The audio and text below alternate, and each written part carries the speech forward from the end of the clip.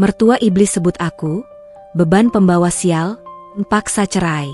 Dia langsung jantungan saat tahu aku CEO miliarder yang sedang menyamar jadi babunya. Hujan pagi itu tidak turun dengan deras, melainkan jatuh seperti jarum-jarum halus yang menusuk kaca jendela dapur tanpa henti. Di luar, langit berwarna abu-abu pucat, sewarna dengan daster katun lusuh yang melekat di tubuh Amira. Udara di dalam dapur rumah tua itu terasa lembab dan menusuk tulang, sebuah dingin yang bukan berasal dari suhu, melainkan dari sisa-sisa keangkuhan yang menempel di dinding-dindingnya yang mulai retak. Amira berdiri di depan kompor, membalik telur mata sapi dengan gerakan mekanis. Matanya, yang biasanya tajam dan penuh perhitungan saat membaca grafik saham global, kini terlihat redup. Sengaja ia matikan cahayanya agar terlihat seperti kolam dangkal yang tidak berbahaya. Aroma mentega cair menguar di udara, bercampur dengan bau pembersih lantai beraroma pinus murahan yang baru saja ia gunakan untuk mengepel seluruh lantai marmer itu hingga mengilap. Denting jam dinding tua berbunyi, menandakan pukul 6 pagi. Waktunya pertunjukan dimulai, batin Amira. Ia menarik napas panjang, memasang topeng, istri penurut, yang telah ia sempurnakan selama 5 tahun terakhir. Langkah kaki terdengar mendekat. Bukan langkah kaki suaminya yang lelah, melainkan hentakan sandal rumah yang terdengar tajam dan penuh tuntutan. Bu Karina muncul di ambang pintu. Wanita parubaya itu sudah rapi dengan kebaya rumahan dan rambut yang disasak tinggi, seolah-olah akan menghadiri pesta pernikahan, padahal hanya untuk duduk di meja makan sendiri. Tatapan matanya langsung menyapu ruangan seperti scanner keamanan bandara, mencari satu saja kesalahan kecil untuk diledakkan. Dingin sekali, keluh Bu Karina tanpa memandang Amira, menarik kursi utamanya dengan suara gesekan kasar yang menyakitkan telinga. Amira, kopi Rizky mana? Jangan bilang kamu belum menyeduhnya. Ya Tuhan, lamban sekali kerjamu pagi ini. Sudah siap, Bu, jawab Amira pelan. Suaranya sengaja ia buat terdengar kecil dan submisif. Ia meletakkan secangkir kopi hitam panas dan sepiring nasi goreng spesial, lengkap dengan irisan sosis premium dan telur mata sapi sempurna, di tempat duduk Rizky yang masih kosong. Lalu, ia menyajikan teh manis dan roti bakar selai nanas kesukaan Bu Karina. Sementara untuk dirinya sendiri, Amira mengambil selembar roti tawar yang bagian pinggirnya agak gosong, sisa panggangan yang tidak layak saji, dan meletakkannya di piring kecil tanpa selai, tanpa mentega. Ia berdiri di pojok dekat wastafel, tidak berani duduk sebelum diperintah. Kebiasaan ini sudah mendarah daging, sebuah aturan tak tertulis bahwa pembantu tidak boleh makan satu meja dengan majikan, meskipun status hukumnya adalah menantu. 1. Rizky, ayo sarapan, nanti kamu terlambat, teriak Bu Karina melengking. Tak lama kemudian, Rizky muncul. Pria itu tampak kusut, dasinya miring, dan wajahnya memancarkan kelelahan kronis seorang karyawan korporat kelas menengah yang terhimpit target. Ia duduk tanpa semangat, menggumamkan selamat pagi yang hampir tak terdengar, lalu mulai menyuap nasi gorengnya tanpa selera. Amira memperhatikan suaminya dari sudut mata. Ada rasa nyeri yang aneh di dada kirinya. Dulu, ia melihat Rizky sebagai pria sederhana yang tulus. Namun, 5 tahun di rumah ini telah mengikis kilau itu. Rizky yang sekarang hanyalah bayangan pria yang ia nikahi. Seorang anak laki-laki yang terlalu takut untuk menjadi suami, terlalu pengecut untuk melindungi wanitanya dari cakar ibunya sendiri. Enak, Kaye? Tanya Bu Karina, memecah keheningan dengan nada menuntut pujian. HM? Oh, iya, Bu. Enak, jawab Rizky datar, matanya terpaku pada layar ponsel, membaca berita ekonomi yang sebenarnya tidak ia pahami sepenuhnya. Bu Karina tersenyum puas, lalu matanya yang tajam beralih ke Amira yang sedang mengunyah roti tawarnya yang hambar. Senyum itu lenyap seketika, digantikan oleh ekspresi jijik yang tidak disembunyikan. Amira, panggilnya. Nadanya halus, tapi setajam silet. Ia tidak pernah memanggil Nak atau Mira, selalu nama lengkap seolah memanggil terdakwa di pengadilan. Itu taplak meja ruang tamu. Kenapa saya lihat masih ada noda samar di ujungnya? Kamu cuci pakai apa kemarin? Air ludah. Amira berhenti mengunyah. Rotinya terasa seperti serbuk gergaji di tenggorokan. Saya sudah merendamnya dengan pemutih semalaman, Bu. Itu noda kopi lama yang sudah masuk ke serat kain. Alasan, potong Bu Karina, membanting cangkir tehnya ke tatakan hingga menimbulkan bunyi, klang, yang nyaring. Rizky tersentak kaget, tapi ia tidak mengangkat wajah dari ponselnya. Ia memilih menjadi tuli. Kamu itu di rumah seharian, Amira? Seharian. Kerjaanmu cuma mengurus rumah sekecil ini. Masak cuma untuk 3 orang. Mencuci pakai mesin. Tapi menghilangkan noda kecil saja tidak becus. Kalau kamu kerja di kantor Rizky, kamu pasti sudah dipecat hari pertama. Bu Karina mencondongkan tubuhnya ke depan, matanya membelalak. Kamu tahu tidak? Rizky itu pulang malam, banting tulang, wajahnya sampai pucat begitu. Demi apa? Demi membeli beras yang kamu makan. Demi bayar listrik air panas yang kamu pakai mandi. Dan kamu membalasnya dengan taplak meja kotor. Serangan itu klasik. Mengungkit nafkah. Selalu tentang uang. Di mata Bu Karina, Amira adalah parasit. Sebuah lubang hitam tak berdasar yang menyedot kekayaan anaknya. Maaf, Bu. Nanti saya sikat lagi. Cicit Amira, menundukkan kepala. Di dalam benaknya, Larasati sedang tertawa dingin. Jika aku mau, Bu, aku bisa membeli pabrik tekstil yang memproduksi taplak meja itu sekarang juga, lalu membakarnya di depanmu hanya untuk hiburan. Namun, Amira menahan tawa itu. Ia menelannya bersama rasa pahit roti gosong. Rizky, Bu Karina kini beralih ke putranya, mengubah suaranya menjadi nada memelas yang dibuat-buat. Jangan lupa transfer uang belanja tambahan bulan ini, ya. Ibu mau ada arisan lusa. Malu kalau suguhannya cuma kerupuk. Kasihan kamu, nak, uang gajimu ludes cuma untuk menafkahi istri yang hanya bisa diam di rumah dan jadi beban. Kata itu lagi, beban. Rizky akhirnya meletakkan sendoknya. Ia menghela napas panjang, suara kepasrahan yang paling dibenci Amira. Pria itu tidak menatap istrinya. Ia menatap piring kosongnya seolah di sana ada jawaban atas penderitaan hidupnya. Iya, Bu. Nanti Rizky transfer. Gumamnya. Mas, Amira memberanikan diri bersuara, berharap ada sedikit pembelaan. Bukankah uang belanja bulan ini sudah cukup besar? Kita harus bayar asuransi mobil juga. Diam kamu, sentak Bu Karina. Tahu apa kamu soal keuangan? Kamu tidak pernah cari uang.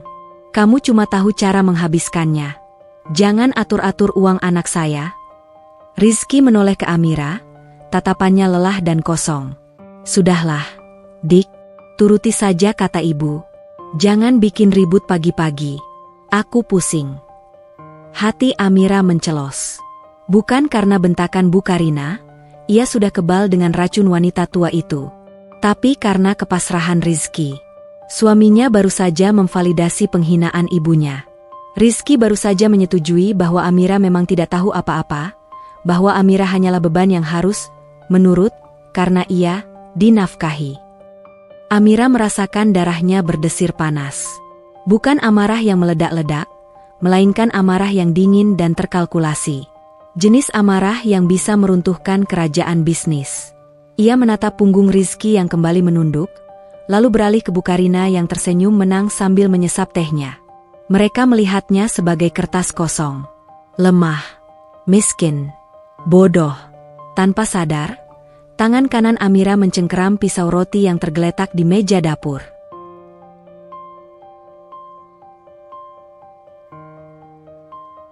Cengkeramannya begitu kuat hingga buku-buku jarinya memutih.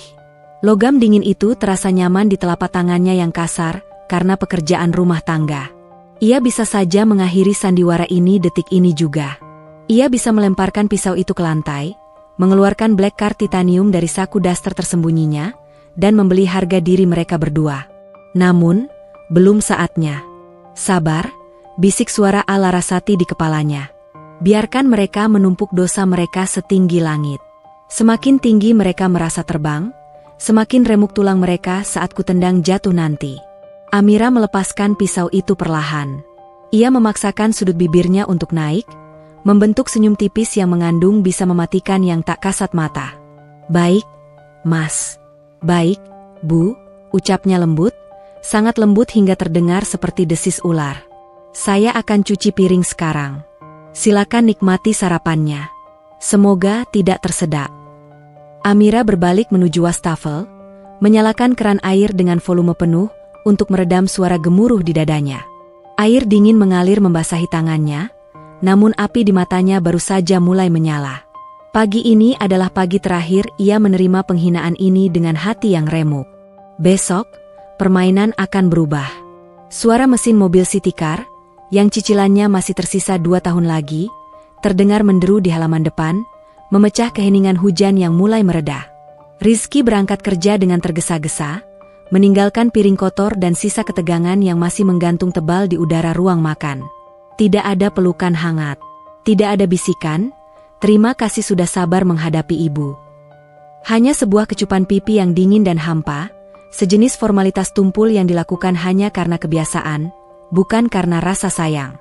Punggung Rizky menghilang di balik pintu, seolah pria itu sedang melarikan diri dari medan perang yang tak ingin ia menangkan, meninggalkan Amira sendirian untuk membereskan puing-puingnya. "Amira, jangan melamun." Teriakan Bu Karina terdengar dari arah ruang tengah. Wanita itu sudah duduk manis di sofa bludru merah marunnya, menyalakan televisi volume tinggi untuk menonton acara gosip selebriti. "Cepat bereskan meja.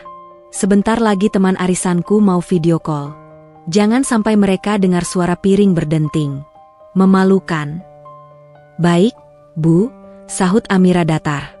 Setengah jam berikutnya adalah siksaan rutin yang membosankan. Tangan Amira yang sebenarnya pernah menandatangani kontrak akuisisi senilai triliunan rupiah, kini sibuk menggosok noda lemak di piring porselen murahan dengan spons kasar. Ia menyapu lantai, memungut remah roti yang dijatuhkan Bu Karina dengan sengaja, dan memastikan tidak ada sehelai debu pun yang menempel di guci keramik palsu di sudut ruang tamu. Rumah ini, bagi Amira, adalah penjara dengan sipir yang cerewet. Setiap sudutnya berteriak tentang kemewahan yang dipaksakan. Bu Karina terobsesi terlihat kaya, namun pelitnya minta ampun untuk hal-hal yang tidak terlihat orang lain, seperti sabun cuci piring yang harus diencerkan air sampai berbusa tipis. Tepat pukul 9 pagi, Bu Karina masuk ke kamarnya dan mengunci pintu untuk sesi video call arisan mingguannya. Inilah jam emas. Inilah momen di mana penjara itu membuka celah sedikit bagi narapidananya untuk bernapas. Amira meletakkan sapu di sudut dapur. Postur tubuhnya yang sedari tadi membungkuk submisif, perlahan tegak. Bahunya yang turun kini terbuka lebar. Ia berjalan menuju pintu belakang, melewati tumpukan kardus bekas dan ember pecah yang ditumpuk Bu Karina karena sayang dibuang. Tujuannya adalah sebuah bangunan kecil terpisah di ujung halaman belakang, gudang. Dari luar, gudang itu tampak menyedihkan. Dindingnya terbuat dari batako yang belum diplester halus, ditumbuhi lumut hijau yang menjijikan karena lembab. Pintunya adalah kayu jati bekas yang sudah dimakan rayap di bagian bawahnya, digembok dengan rantai besi berkarat yang terlihat seolah tak pernah dibuka selama 1 dekade. Bagi Bu Karina dan Rizky, tempat ini hanyalah kuburan bagi barang-barang rongsokan, tempat tikus dan kecoa berpesta. Tempat yang jijik untuk disentuh. Itulah mengapa tempat ini sempurna. Amira merogoh saku tersembunyi di balik dasternya, mengeluarkan sebuah kunci magnetik pipih yang sama sekali tidak terlihat seperti kunci gembok biasa. Ia menempelkannya ke bagian bawah gembok berkarat itu. Klik. Bukan bunyi pegas tua, melainkan bunyi mekanisme digital halus yang tersembunyi di dalam cangkang besi tua itu. Amira membuka pintu, melangkah masuk, dan menutupnya kembali rapat-rapat. Begitu pintu tertutup, dunia di luar, dunia yang bau apek, lembab, dan penuh hinaan, lenyap seketika. Di dalam, udara terasa sejuk dan kering berkat sistem dehumidifier senyap yang disembunyikan di balik tumpukan kardus palsu. Tidak ada tikus. Tidak ada debu. Di balik dinding batako berlumut itu, Amira telah melapisi ruangan dengan peredam suara kualitas studio rekaman. Di tengah ruangan, di antara tumpukan kursi patah yang disusun sedemikian rupa sebagai benteng kamuflase, terdapat sebuah meja kerja minimalis dari bahan serat karbon. Di atasnya, bukan buku resep masakan atau majalah gosip, melainkan sebuah laptop workstation seri terbaru dengan spesifikasi militer, benda hitam matte yang harganya setara dengan 3 kali gaji tahunan Rizky. Amira menarik kursi ergonomisnya. Ia melepas ikat rambut karet gelangnya, membiarkan rambut hitam legamnya jatuh tergerai indah. Ia bukan lagi Amira si pembantu. Tatapannya menajam, rahangnya mengeras. Ia membuka laptop. Pemindai retina memverifikasi identitasnya dalam hitungan milidetik. Alasan. CEO Founder, Nov Auto Global.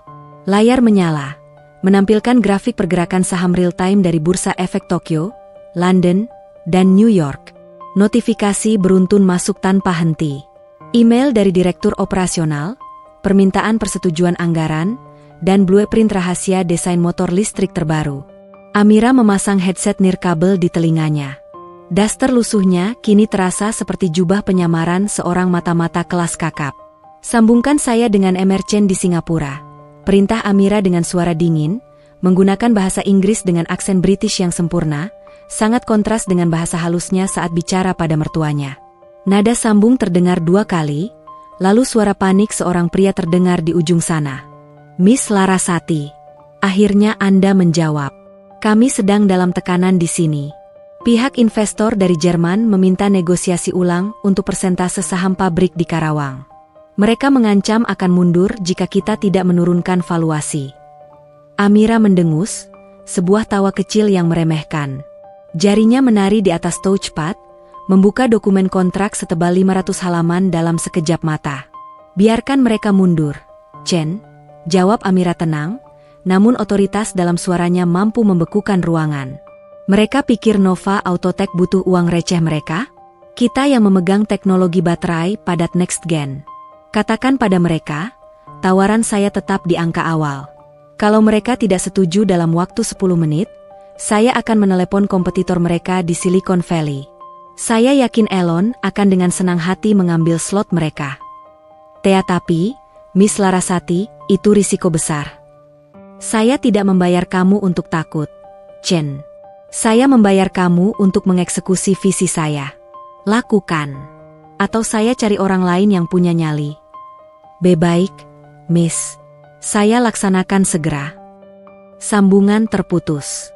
Amira bersandar di kursinya, memutar pena stylus mahal di jari-jarinya. Inilah dunia aslinya. Di sini, ia adalah predator puncak. Di sini, setiap katanya adalah hukum.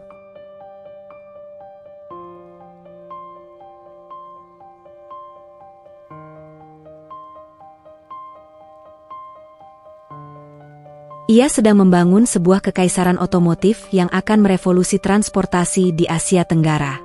Identitasnya sebagai Larasati adalah legenda urban di kalangan pebisnis. Sosok hantu jenius yang tak pernah menampakkan wajah, namun jejak tangannya mengubah arah pasar. Lalu, matanya melirik arah foto kecil yang ia tempel di sudut monitor laptopnya. Foto Polaroid usang yang menampilkan dirinya dan Rizky 5 tahun lalu, saat mereka masih makan di warung tenda pinggir jalan. Saat Rizky masih menatapnya dengan cinta yang polos, bukan dengan rasa lelah dan tuntutan. Amira mendesah panjang.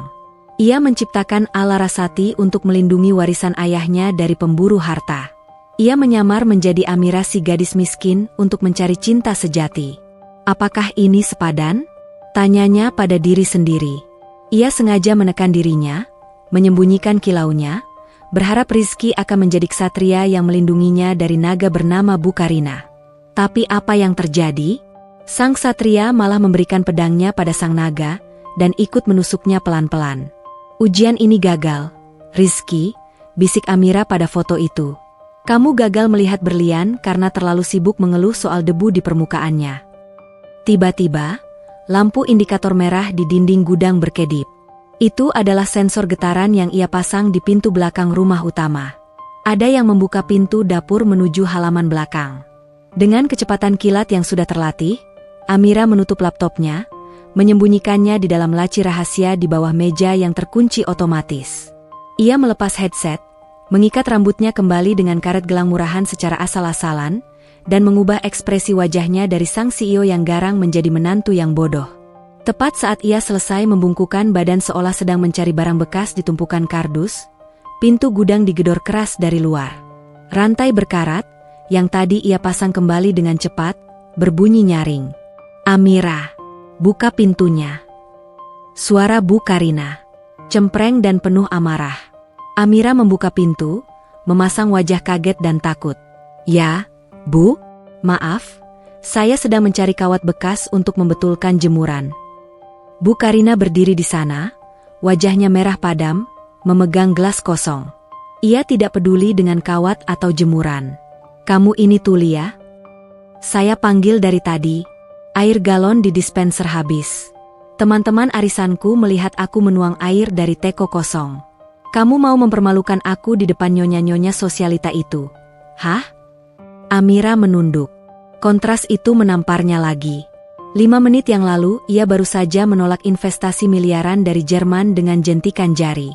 Sekarang, ia dimaki karena air galon seharga Rp20.000. "Maaf, Bu. Saya tidak dengar. Saya ganti sekarang." "Cepat, dasar lamban. Punya menantu satu saja tidak ada gunanya. Cuma beban." Bu Karina meludah ke tanah, lalu berbalik pergi dengan angkuh. Sandal rumahnya menepuk becek tanah dengan jijik. Amira menatap punggung ibu mertuanya. Kali ini, tidak ada kesedihan. Hanya ada kalkulasi dingin. "Beban, katamu?" batin Amira. "Baiklah, Bu. Tunggu sampai beban ini menjatuhkanmu dari langit ketujuh." Amira mengangkat galon air penuh dengan mudah. Latihan fisiknya di gym pribadi rahasia membuahkan hasil, dan membawanya masuk ke dalam rumah. Langkah kakinya mantap. Waktu bermain sudah hampir habis. 2 hari setelah insiden di gudang, atmosfer di rumah itu berubah menjadi medan ranjau yang siap meledak kapan saja. Keheningan Amira bukan lagi keheningan seorang istri yang patuh, melainkan ketenangan permukaan laut sebelum tsunami menghantam. Namun, Bu Karina, dengan segala keangkuhan dan ketumpulannya, gagal membaca tanda-tanda bahaya itu. Baginya, diamnya Amira adalah tanda kemenangan mutlaknya sebagai mertua yang berkuasa. Pagi itu, matahari bersinar terik, seolah mengejek nasib Amira yang terjebak di dalam rumah yang menyesakan. Rizky sudah berangkat ke kantor dengan wajah yang semakin layu, beban target bulanan ban menggerogoti jiwanya sedikit demi sedikit. Sepeninggal Rizky, Bu Karina duduk di sofa ruang tengah, memanggil Amira dengan nada yang tidak mentolerir penolakan. "Amira, kemari. Berhenti menyiram tanaman tidak berguna itu." Amira meletakkan selang air di teras. Ia menghela napas, mengatur detak jantungnya agar tetap stabil, lalu melangkah masuk. Di ruang tengah, Bu Karina duduk dengan kaki disilangkan, menatap sebuah amplop coklat tebal yang tergeletak di atas meja kaca. "Duduk," perintah Bu Karina tanpa menoleh. Matanya terpaku pada amplop itu seolah benda itu adalah bom waktu. Amira duduk di ujung kursi, menjaga jarak. "Ada apa, Bu?" Bu Karina mengambil amplop itu, lalu melemparnya ke arah Amira. Amplop itu meluncur di atas meja kaca dan berhenti tepat di depan tangan Amira yang kasar. "Buka," kata Bu Karina dingin. Amira membuka amplop itu. Di dalamnya terdapat surat tagihan resmi dengan logo emas yang mencolok. Itu adalah surat tagihan pendidikan dari sebuah sekolah internasional elit, tempat keponakan Rizky, anak dari kakak perempuan Rizky yang suaminya baru saja bangkrut, bersekolah. Nominal yang tertera di sana membuat alis Amira terangkat. Puluhan juta rupiah. Angka yang bagi Amira, sebagai CEO, hanya setara dengan biaya makan malam bisnisnya. Namun bagi keluarga kelas menengah seperti Rizky, ini adalah bencana. "Ini tagihan sekolah keponakan Mas Rizky," ujar Amira datar, meletakkan kembali kertas itu. "Kenapa ibu memberikannya pada saya?" "Kenapa?" Bu Karina tertawa sinis, suara yang mirip gesekan kapur di papan tulis. "Karena Rizky tidak punya uang cash sebanyak itu sekarang. Kakaknya sedang susah, suaminya ditipu orang. Siapa lagi yang bisa menolong kalau bukan Rizky? Dia itu tulang punggung keluarga. Kebanggaan ibu." Bu Karina mencondongkan tubuhnya, wajahnya yang penuh bedak mendekat ke wajah Amira. Bau parfum melati yang terlalu menyengat menusuk hidung Amira. Masalahnya, Amira, gaji Rizky bulan ini sudah menipis. "Dan kamu tahu kenapa? Karena kamu." Amira mengerutkan kening. Saya tidak pernah meminta apa-apa selain uang belanja dapur yang pas-pasan, Bu." "Jangan membantah," bentak Bu Karina, jarinya menunjuk lurus ke hidung Amira. "Listrik di rumah ini, air yang kamu pakai mandi, makanan yang kamu telan setiap hari, itu semua uang Rizky. Kamu pikir uang itu turun dari langit?" Rizky banting tulang sampai malam, sementara kamu cuma duduk manis di rumah seperti pajangan yang tidak menghasilkan. 1. Kata-kata itu menghantam udara seperti cambuk. Pajangan. Tidak menghasilkan. Beban. Amira merasakan sesuatu yang dingin merambat di tulang belakangnya. Bukan rasa takut, melainkan rasa muak yang sudah mencapai ubun-ubun. Ia menatap Bu Karina, menatap wanita yang perhiasan emas di lehernya itu sebenarnya dibeli dari bonus tahunan Rizky, uang yang seharusnya bisa ditabung untuk masa depan mereka. Jadi, apa mau ibu? Tanya Amira, suaranya kini terdengar lebih berat, kehilangan nada submisif yang biasa ia gunakan. Ibu mau kamu tahu diri, seru Bu Karina. Ia menepuk amplop itu keras-keras. Ibu mau tagihan ini lunas bulan ini juga. Rizky tidak sanggup bayar penuh. Jadi, sebagai istri yang selama ini cuma jadi parasit, ibu menuntut kamu untuk cari cara. Jual emas kawinmu kek, pinjam uang ke keluargamu yang di kampung kek. Ibu tidak peduli. Bantu suamimu menutupi biaya ini. Bu Karina menyeringai meremehkan. Kecuali, kamu memang benar-benar wanita tidak berguna yang bisanya cuma menadahkan tangan. Inilah pemicunya. Garis batas itu telah dilanggar. Bu Karina tidak hanya menghina Amira, tapi juga memerasnya untuk tanggung jawab yang bukan miliknya, demi gengsi keluarga besar.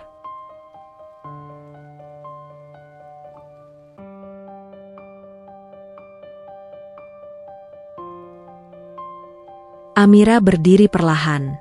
Bayangan Larasati bangkit sepenuhnya dalam dirinya. Ia tidak lagi menunduk. Ia menatap lurus ke dalam mata Bu Karina, tatapan tajam seorang predator yang melihat mangsanya masuk ke perangkap. Baik, Bu, ucap Amira. Suaranya tenang, namun memiliki daya tekan yang membuat Bu Karina sedikit terkesiap mundur. Saya akan melunasi tagihan ini. Seluruhnya. Bukan hanya setengah, tapi lunas sampai akhir tahun ajaran. Mata Bu Karina membelalak kaget. Lalu ia tertawa terbahak-bahak. Tawa yang penuh ledekan. Kamu? Hah? Jangan mimpi. Mau dapat uang dari mana? Ngepet? Itu urusan saya, potong Amira tajam. Tapi saya punya satu syarat. Tawa Bu Karina berhenti seketika. Syarat? Kamu berani mengajukan syarat? 2 minggu, kata Amira, mengabaikan kemarahan mertuanya. Beri saya waktu 2 minggu dari sekarang. Saya akan membereskan masalah uang sekolah ini, dan saya akan memberikan sesuatu yang jauh lebih besar untuk ibu dan Mas Rizky. Sesuatu yang tidak pernah ibu bayangkan. Amira melangkah maju 1 langkah, menginvasi ruang pribadi Bu Karina. Tapi setelah saya membuktikannya, saya minta satu hal, ibu tidak akan pernah lagi mengungkit nafkah yang diberikan Mas Rizky. Ibu tidak akan pernah lagi memanggil saya beban. Dan ibu harus meminta maaf di depan saya dan Mas Rizky. Ruangan itu hening sesaat. Hanya suara detak jam dinding yang terdengar. Bu Karina menatap menantunya seolah melihat orang asing. Ada kilatan keberanian di mata Amira yang belum pernah ia lihat sebelumnya. Namun, kesombongan Bu Karina menutupi akal sehatnya. Ia yakin Amira hanya menggertak. Baik, tantang Bu Karina. Aku terima tantanganmu. 2 minggu. Jika kamu gagal, kamu harus pergi dari rumah ini dan jangan pernah kembali lagi. Rizky berhak mendapatkan istri yang kaya, bukan gembel sepertimu. Sepakat, jawab Amira singkat. Tanpa menunggu balasan lagi, Amira menyambar amplop coklat itu dari meja dan berjalan pergi menuju kamarnya. Ia tidak menoleh lagi. Sesampainya di kamar, Amira mengunci pintu. Tangannya tidak gemetar karena takut, melainkan karena adrenalin. Ia melempar amplop tagihan itu ke tempat tidur. Nominal receh itu bisa ia bayar sekarang juga lewat mobile banking di ponsel rahasianya. Tapi tidak. Itu terlalu mudah. Itu tidak akan memberi pelajaran. Amira merogoh bagian bawah lemari pakaiannya, mengeluarkan sebuah ponsel satelit berwarna hitam. Ia menekan 1 tombol panggilan cepat. Halo, Jenny, ucap Amira begitu sambungan terhubung. Suaranya dingin, resmi, dan mematikan. Siap, Nona Larasati. Ada perintah? Rencana Jakarta. Aktifkan sekarang, perintah Amira. Saya ingin tanggal peluncuran Nova Autotech dipercepat. 2 minggu dari hari ini, tidak ada penundaan. 1. 2 minggu, tapi Nona, persiapan media, bayar mereka 2 kali lipat. Pastikan semua stasiun TV meliput. Dan Jenny. Amira menatap pantulan dirinya di cermin, wanita berambut kusut dengan daster murahan, namun matanya menyala seperti api neraka. Siapkan undangan VVIP paling mewah yang pernah kita buat. Kirimkan atas nama Bapak Rizky Gunawan dan Ibu Karina. Pastikan kurirnya datang dengan mobil mewah. Saya ingin mereka merasa seperti raja dan ratu, sebelum saya runtuhkan tahta hayalan mereka. Dimengerti, Nona. Undangan akan segera diproses. Amira mematikan telepon. Ia menatap kalender di dinding.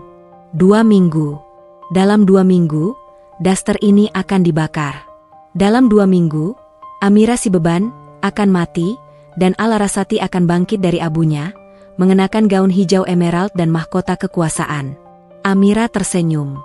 Senyum yang akan menjadi mimpi buruk Bu Karina seumur hidupnya. Nikmati sisa waktumu, Bu, bisik Amira pada dinding kamar yang bisu. Karena setelah ini, Ibu akan hidup dalam penyesalan yang abadi. 3 hari telah berlalu sejak tantangan itu dilemparkan, dan rumah keluarga Gunawan terasa seperti panggung sandiwara dengan 2 naskah yang berbeda. Bagi Bu Karina, ini adalah hitungan mundur menuju kemenangan mutlaknya untuk mengusir atau setidaknya membungkam menantunya selamanya. Namun, bagi Amira, ini adalah periode tersibuk dalam hidupnya. Sebuah tarian berbahaya di antara 2 identitas yang bertolak belakang. Amira menjalani hidup ganda yang melelahkan secara fisik, namun memabukkan secara mental. Pukul 7 pagi hingga 10 pagi, ia adalah Amira si Upik Abu. Ia menyikat lantai kamar mandi hingga porselennya berkilau, membiarkan uap bahan kimia pembersih menusuk hidung mancungnya.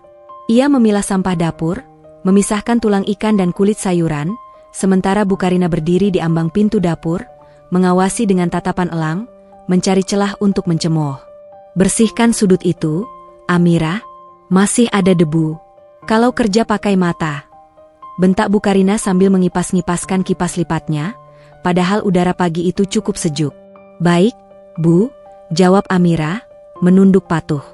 Tangannya yang kasar karena sabun deterjen bergerak lincah, namun pikirannya melayang ribuan kilometer jauhnya. Di kepalanya, Amira tidak sedang membersihkan debu. Ia sedang menyusun strategi alokasi saham untuk investor seri A di Tokyo. Ia sedang menghitung break-even pound pabrik barunya di Cikarang. Hinaan Bu Karina hanyalah background noise, suara bising statis yang tidak lagi memiliki makna. Pukul 10:05, saat Bu Karina masuk kamar untuk tidur siang, ritual wajib sang ratu rumah tangga, transformasi itu terjadi. Amira menyelinap ke gudang belakang. Di sana, di tengah aroma lembab dan tumpukan barang rongsokan, Alarasati bangkit. Hari ini, jadwalnya padat. Ia harus melakukan tinjauan teknis terakhir untuk prototipe mobil listrik flagship mereka, Nova E1.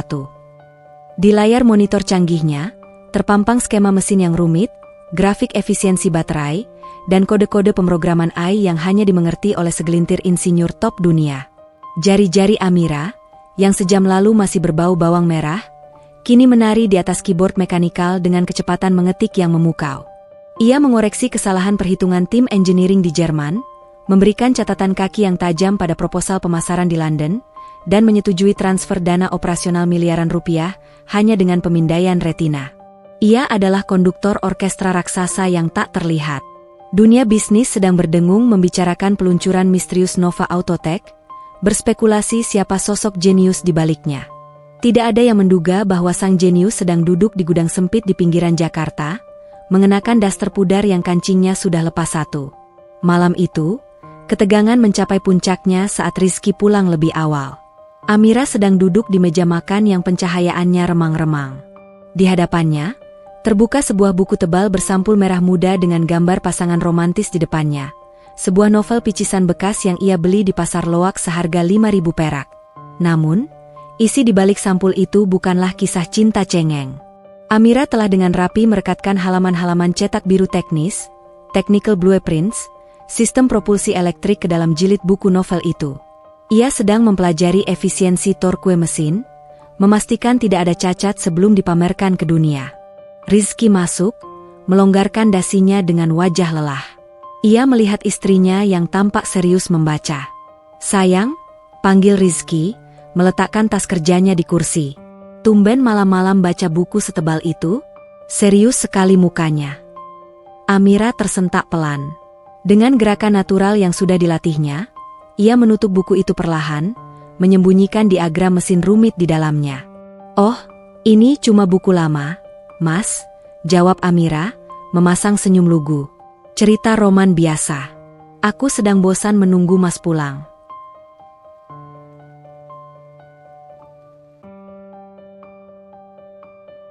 Rizky mendekat, mencium puncak kepala Amira, ciuman rutin yang terasa hambar.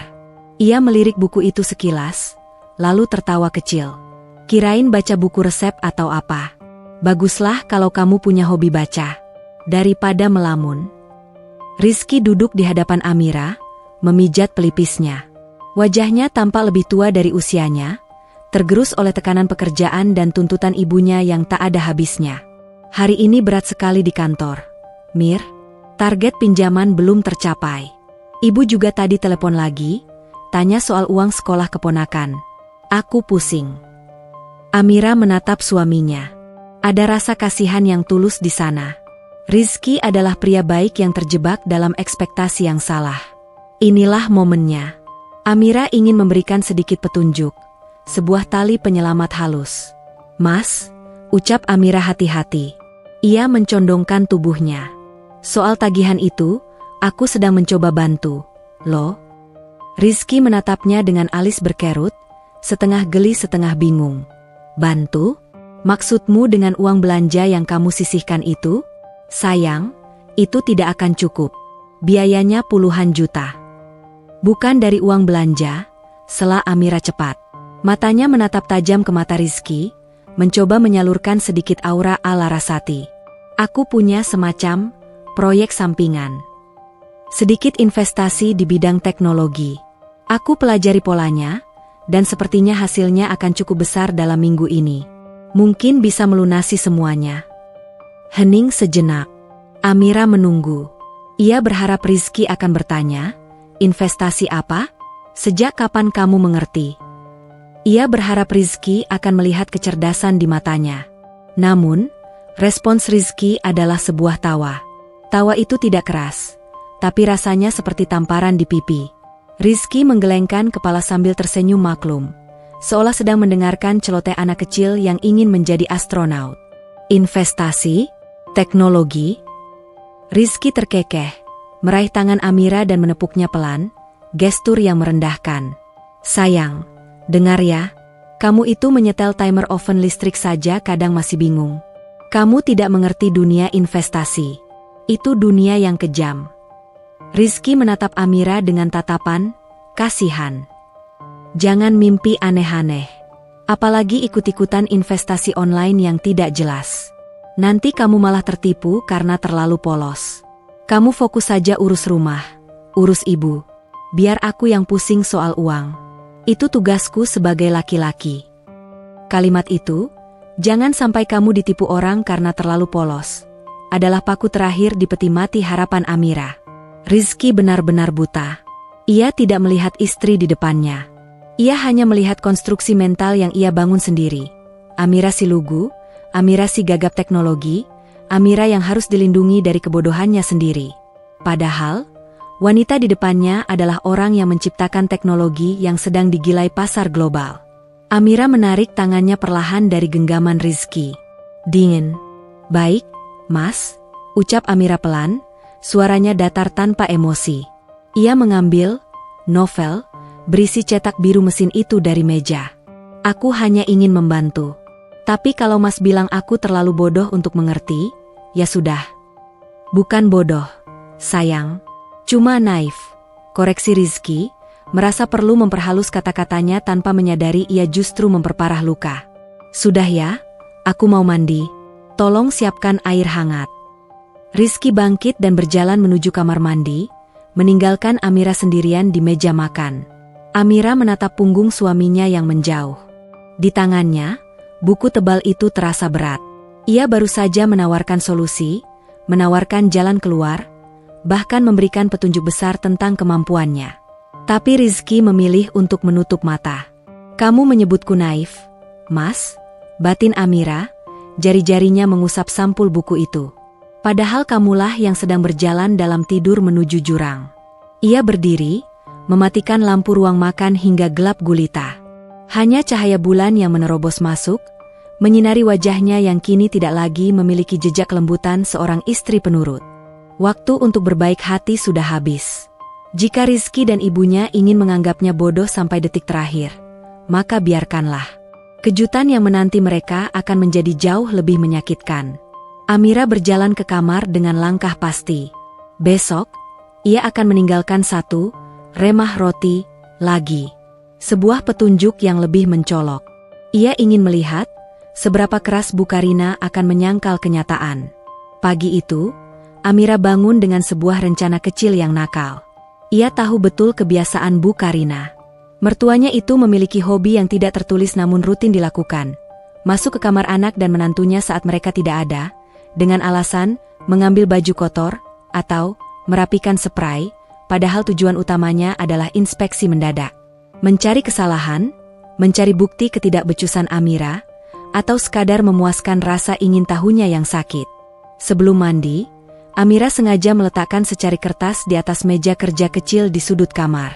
Bukan kertas sembarangan, melainkan lembar kerja buram berisi kalkulasi final untuk inisial public offering, IPO, perusahaannya. Di sebelahnya, ia menaruh sebuah kartu nama eksklusif yang baru saja ia terima dari konsultan keuangannya di Hong Kong.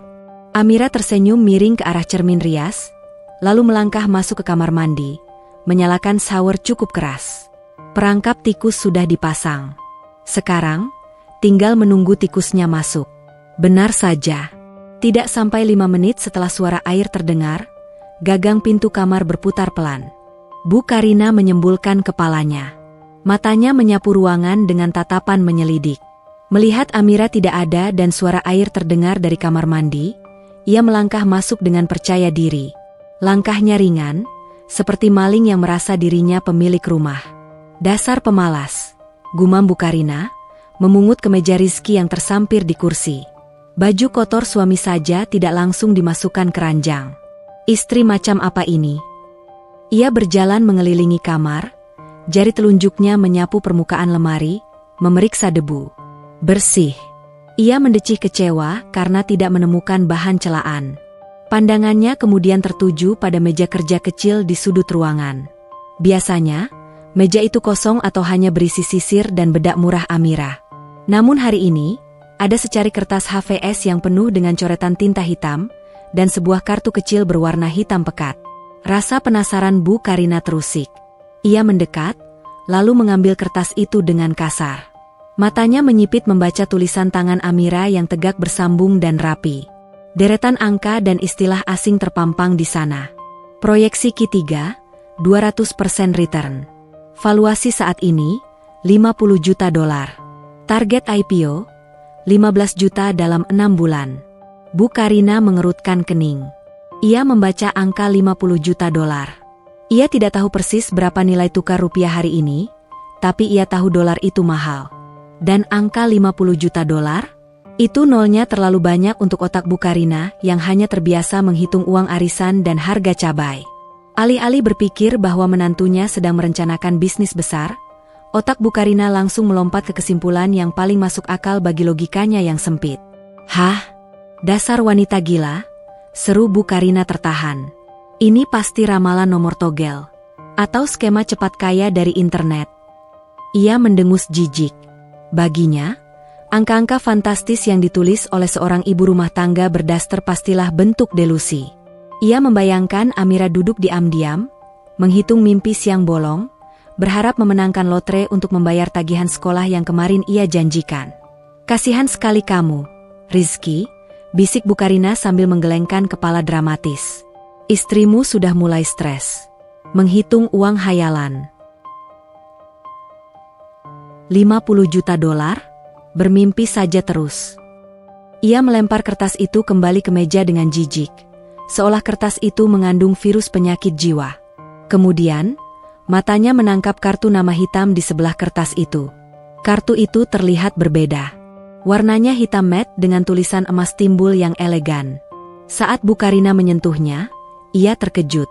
Teksturnya lembut seperti beludru, dan kertasnya tebal, terasa berat dan mahal di jari. Bu Karina mendekatkan kartu itu ke matanya yang mulai rabun dekat. Tertera nama, Mr. K, Principal Investor, Asia Pacific Region. Tidak ada alamat kantor yang jelas. Hanya sebuah nomor telepon satelit internasional dan barcode enkripsi. Otak Bu Karina kembali berputar, mencari referensi yang ia tahu. Investor? Asia Pasifik? Tidak mungkin Amira kenal orang seperti ini. Pasti ini kartu nama penipu. Atau lebih parah lagi, dukun. Desis Bu Karina, matanya membelalak ngeri. Ini pasti kartu nama dukun pesugihan atau rentenir berkedok bule. Pantas saja kartunya aneh begini, hitam legam seperti ilmu hitam. Keyakinan itu tumbuh dengan cepat. Bagi Bu Karina, tidak ada penjelasan logis lain bagaimana Amira bisa begitu percaya diri menjanjikan pelunasan utang dalam 2 minggu. Amira pasti sudah bersekutu dengan setan atau terjerat pinjaman online ilegal yang berbahaya. Dasar wanita tidak tahu diri. Sudah miskin, sekarang mau menyeret anakku ke dalam bahaya. Amarah Bu Karina memuncak. Tanpa pikir panjang, ia merobek kartu nama beludru yang harganya saja mungkin setara dengan uang belanja seminggu itu. Ia merobeknya menjadi 2, lalu menjadi 4 bagian kecil. Mampus kamu.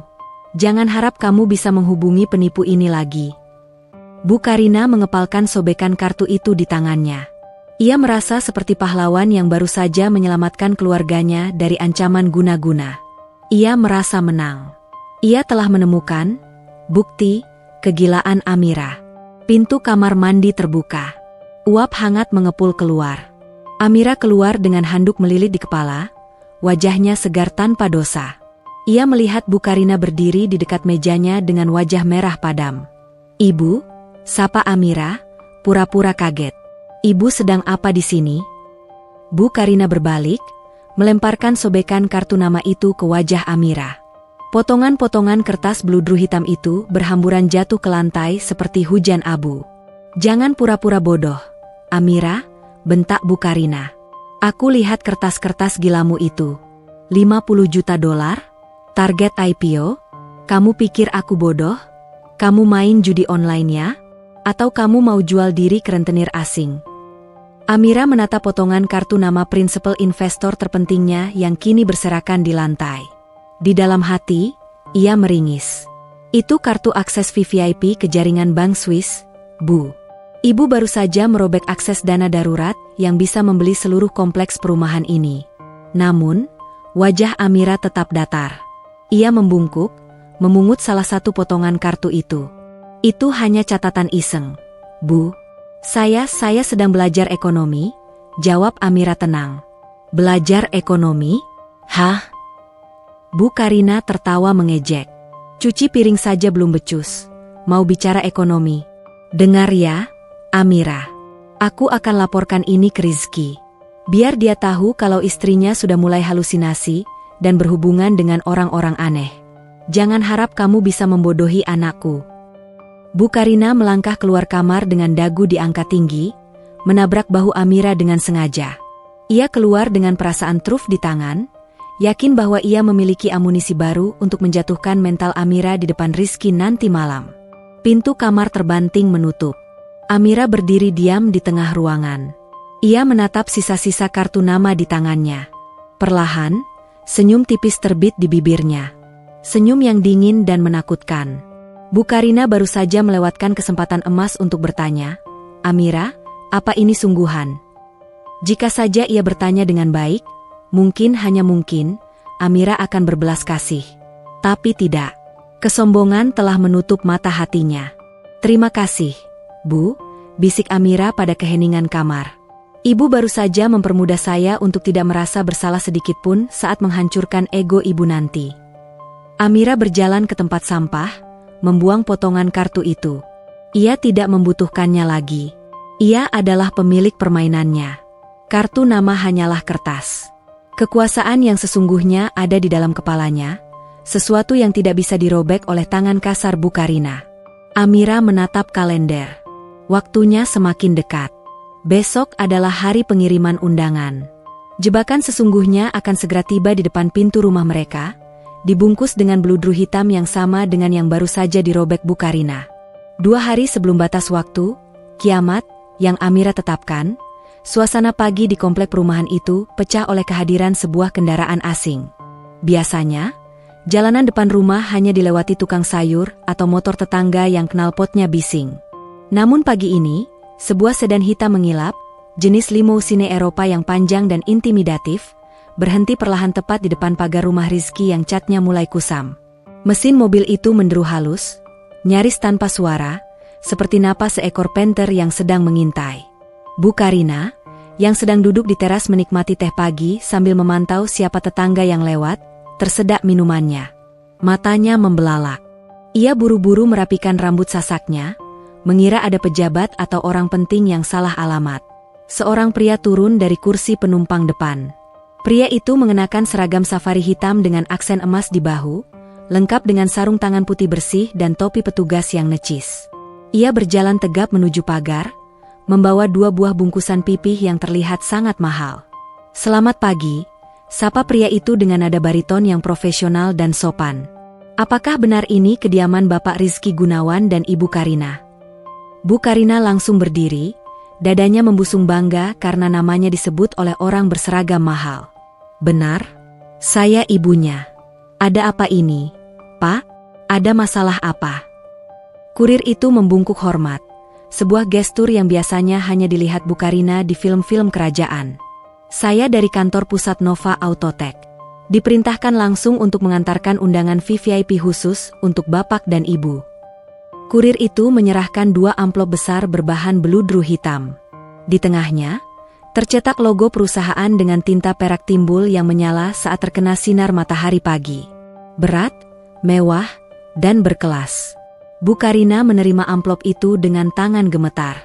Sensasi bludru di ujung jarinya mengirimkan sinyal euforia ke otaknya. "Nova Autotech?"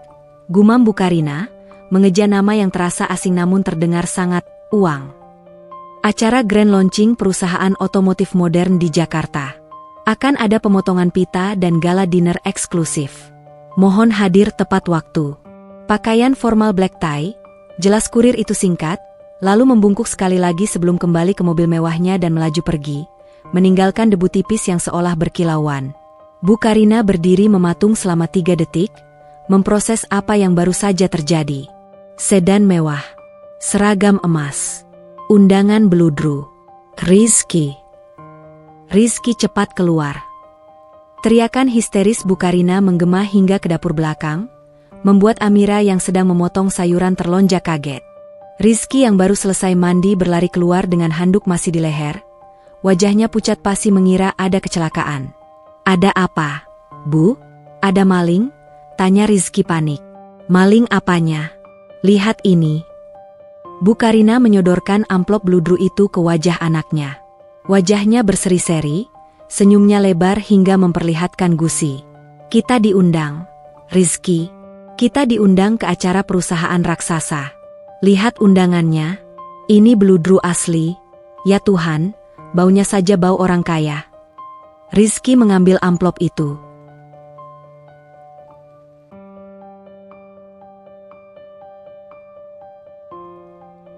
Membukanya dengan hati-hati. Di dalamnya terdapat kartu undangan tebal dengan pinggiran emas. Namanya tertulis dengan kaligrafi indah, Bapak Rizky Gunawan, Ibu Karina. Nova Autotech. Rizky mengerutkan kening, mencoba mengingat-ingat. Sepertinya aku pernah dengar, ini perusahaan startup mobil listrik yang sedang viral itu. Valuasinya triliunan. Tapi, kenapa aku diundang? Aduh, kamu ini terlalu rendah hati. Bu Karina menepuk bahu anaknya keras-keras. Pasti karena prestasimu di bank. Atau mungkin ada kolega level tinggi yang merekomendasikan namamu. Mereka tahu potensi kamu, nak. Ini kesempatan emas. Kita akan duduk bersama konglomerat. Bu Karina membaca bagian bawah undangan itu dengan teliti. Matanya menyipit pada baris, diundang oleh CEO founder Alarasati, eja Bu Karina. Ia mendengus kagum. Pasti dia wanita bule yang sangat kaya. Atau mungkin istri simpanan pejabat yang buka bisnis. Ah, tidak penting. Yang penting kita diundang. Dari balik pintu ruang tengah, Amira melangkah keluar. Ia masih mengenakan daster pudar yang sama, wajahnya polos tanpa riasan. Ia melihat keriuhan itu dengan tatapan datar yang tersembunyi. Ada apa ribut-ribut? Bu, Mas Rizky kerjasama dengan perusahaan itu? Tanya Amira, suaranya dibuat selugu mungkin. Bu Karina menoleh, menatap Amira dari ujung kepala sampai ujung kaki dengan tatapan merendahkan yang tajam. Kontras antara undangan beludru di tangannya dan daster kumal Amira membuat arogansinya semakin menjadi-jadi. Tentu saja, sentak Bu Karina. Ini urusan orang-orang penting. Amira, urusan level high class. Kamu mana mengerti? Lihat undangan ini harganya mungkin lebih mahal dari baju-baju di lemarimu. Rizky menatap undangan itu, lalu menatap istrinya. Ada sedikit rasa bersalah di matanya. Bu, di sini tertulis undangan berlaku untuk 2 orang. Mungkin Amira bisa ikut sebagai pasanganku? Jantung Amira berdesir pelan. Ia menunggu. Ayo, Mas. Sekali ini saja, bela aku, ajak aku. Namun, Bu Karina langsung memotong dengan tawa cempreng yang menyakitkan. Apa? Kamu gila, Rizky?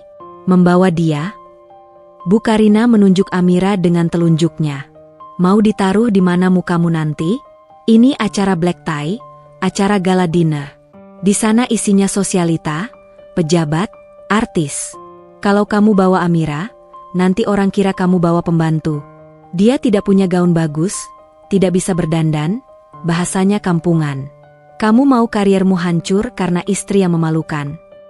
Bu Karina melipat tangannya di dada, keputusannya final. Tidak. Ibu yang akan menemanimu.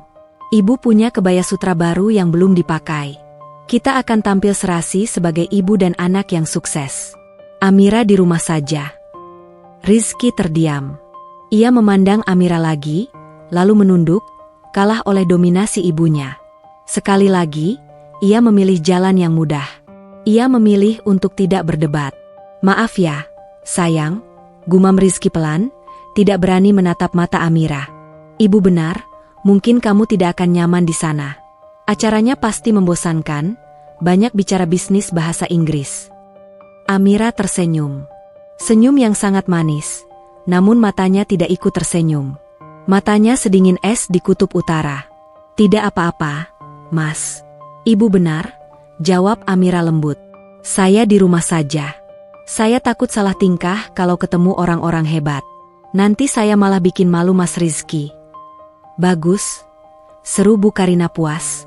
Setidaknya kamu sadar diri. Nah, sekarang siapkan sarapan. Jangan bengong. Aku harus segera ke butik. Mau cari selendang yang cocok untuk kebaya baruku. Dan ingat, Amira, jangan lupa bersihkan sepatu pantofel Rizky sampai mengilap. Besok kami berangkat pagi-pagi. Bu Karina melenggang masuk ke kamarnya sambil memeluk undangan itu, seolah itu adalah tiket menuju surga. Rizky mengikutinya dengan langkah gontai, meninggalkan Amira sendirian di ruang tamu. Amira menatap pintu kamar mertuanya yang tertutup. Orang-orang hebat. Mas? Batin Amira. Kamu bahkan tidak tahu bahwa orang paling hebat di ruangan itu nanti adalah wanita yang kamu suruh tinggal di rumah. Amira berbalik menuju dapur. Ia mengambil ponsel keduanya dari saku celemek. Sebuah pesan masuk dari tim keuangannya. Dana darurat liquid. Siap ditransfer ke rekening target sesuai instruksi. Jari Amira bergerak cepat mengetik balasan. Transfer besok pagi. Tepat sebelum acara dimulai. Beri keterangan, pelunasan hutang dana kebebasan. Biarkan dia melihat uang itu, tapi jangan biarkan dia menyentuhnya. Perangkap sudah terpasang sempurna. Umpan sudah dimakan. Besok, mereka akan berangkat ke Jakarta dengan kepala tegak dan hidung mendongak ke langit, tanpa menyadari bahwa mereka sedang berjalan menuju panggung eksekusi. Tunggu aku, Bu. Tunggu aku, Mas, bisik Amira sambil menyalakan kompor. Api biru menyala, memantul di bola matanya yang gelap. Aku akan datang. Tapi bukan sebagai penonton di kursi belakang. Aku akan menjadi satu-satunya bintang yang kalian lihat. Amira mulai memasak, bersenandung pelan sebuah lagu kemenangan yang sunyi. Grand launching Nova Autotech bukan hanya tentang mobil listrik. Itu adalah tentang peluncuran ulang harga dirinya. Dan tiket VVIP yang dipegang Bu Karina, itu hanyalah tiket barisan depan untuk menyaksikan kehancuran egonya sendiri. Stasiun kereta pagi itu penuh sesak oleh aroma kopi instan dan keringat penumpang yang bergegas. Di tengah hiruk-pikuk manusia yang mengejar jadwal, Bu Karina berdiri mencolok seperti burung merak yang tersesat di kandang ayam. Ia mengenakan setelan blazer berwarna merah jambu terang dengan bros emas imitasi sebesar kepalan tangan di dada kirinya. Kacamata hitam lebar bertengger di hidungnya, meski mereka berada di dalam gedung stasiun yang tidak terkena matahari. Rizky, angkat koper ibu hati-hati. Jangan sampai lecet. Itu koper pinjaman dari Tante Ratna. Seru Bu Karina, suaranya melengking mengatasi suara pengumuman keberangkatan. Rizky, yang sudah berkeringat meski AC stasiun cukup dingin, menyeret 2 koper besar. Satu berisi jas kerjanya, satu lagi, yang jauh lebih berat, berisi koleksi sepatu dan tas tangan Bu Karina yang akan dipamerkan di Jakarta. Iya, Bu. Ini berat sekali, keluh Rizky, menyeka dahinya. Kenapa kita tidak naik pesawat saja sih, Bu? Lebih cepat. Pesawat itu mahal, Rizky. Kamu harus hemat uang tunai untuk di sana nanti, bisik Bu Karina tajam, sambil memastikan tidak ada orang lain yang mendengar bahwa mereka sedang berhemat. Lagi pula, kereta eksekutif juga mewah kok. Nanti ibu mau foto di jendela, biar dikira kita sedang perjalanan bisnis eksklusif. Mereka masuk ke gerbong. Bu Karina segera mengambil posisi di dekat jendela, mengeluarkan ponsel pintarnya, dan mulai bersuah foto dengan berbagai pose. On the way to Jakarta for big business meeting. VVIP guest only, ketiknya di status WhatsApp, lengkap dengan emoji pesawat terbang dan gedung tinggi, membohongi semua kontak di ponselnya tentang moda transportasi yang sebenarnya mereka gunakan. Rizky duduk di sebelahnya, merasa lelah bahkan sebelum acara dimulai. Pikirannya melayang pada Amira yang ia tinggalkan di rumah. Ada rasa bersalah yang mengganjal. Istrinya itu pasti sedang sendirian, mungkin menangis di dapur. Bu, kasihan Amira sendirian, gumam Rizky. Seharusnya tadi aku kasih uang pegangan lebih. Halah, sudah jangan pikirkan dia. Potong Bu Karina sambil mengedit filternya agar kulitnya terlihat lebih putih. Dia itu aman di rumah. Uang belanjakan masih ada. Fokus saja, Rizky. Besok kamu akan bertemu orang-orang penting. Kamu harus cari muka di depan petinggi Nova Autotech. Siapa tahu kamu ditarik jadi direktur.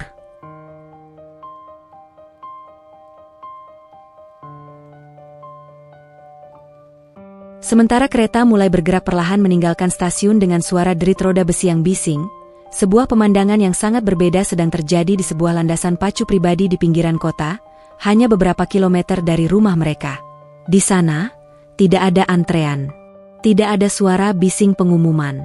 Sebuah helikopter Airbus H160 berwarna hitam matte sedang memutar baling-balingnya dengan anggun. Angin yang ditimbulkannya menerbangkan debu, namun wanita yang berjalan menuju pintu kabin itu tidak bergeming sedikitpun. Amira, atau kini sepenuhnya menjadi Alarasati, berjalan membelah angin. Ia mengenakan jumpsuit sutra berwarna krem yang elegan, dilapisi trench coat tipis yang melambai dramatis. Di telinganya, terpasang earpiece komunikasi. Nona, flight plan ke helipad hotel di Jakarta sudah disetujui. Waktu tempuh 25 menit. Lapor asisten pribadinya, Jenny, yang berjalan sigap di belakangnya sambil membawa tas kerja kulit berisi dokumen rahasia. Bagus, jawab Amira singkat. Suaranya tenang, namun memiliki otoritas yang membuat pilot di dalam kokpit segera menegakkan punggungnya. Amira naik ke dalam kabin helikopter yang interiornya dilapisi kulit Hermes. Ia duduk, menyilangkan kakinya, dan menatap keluar jendela.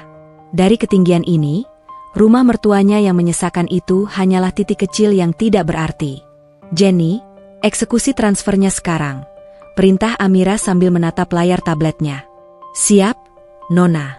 Mengirimkan dana pelunasan tagihan dan dana kebebasan ke rekening Bapak Rizky Gunawan. Nominal sesuai instruksi, 500 juta rupiah. Amira menekan tombol enter di tabletnya sendiri sebagai otorisasi final.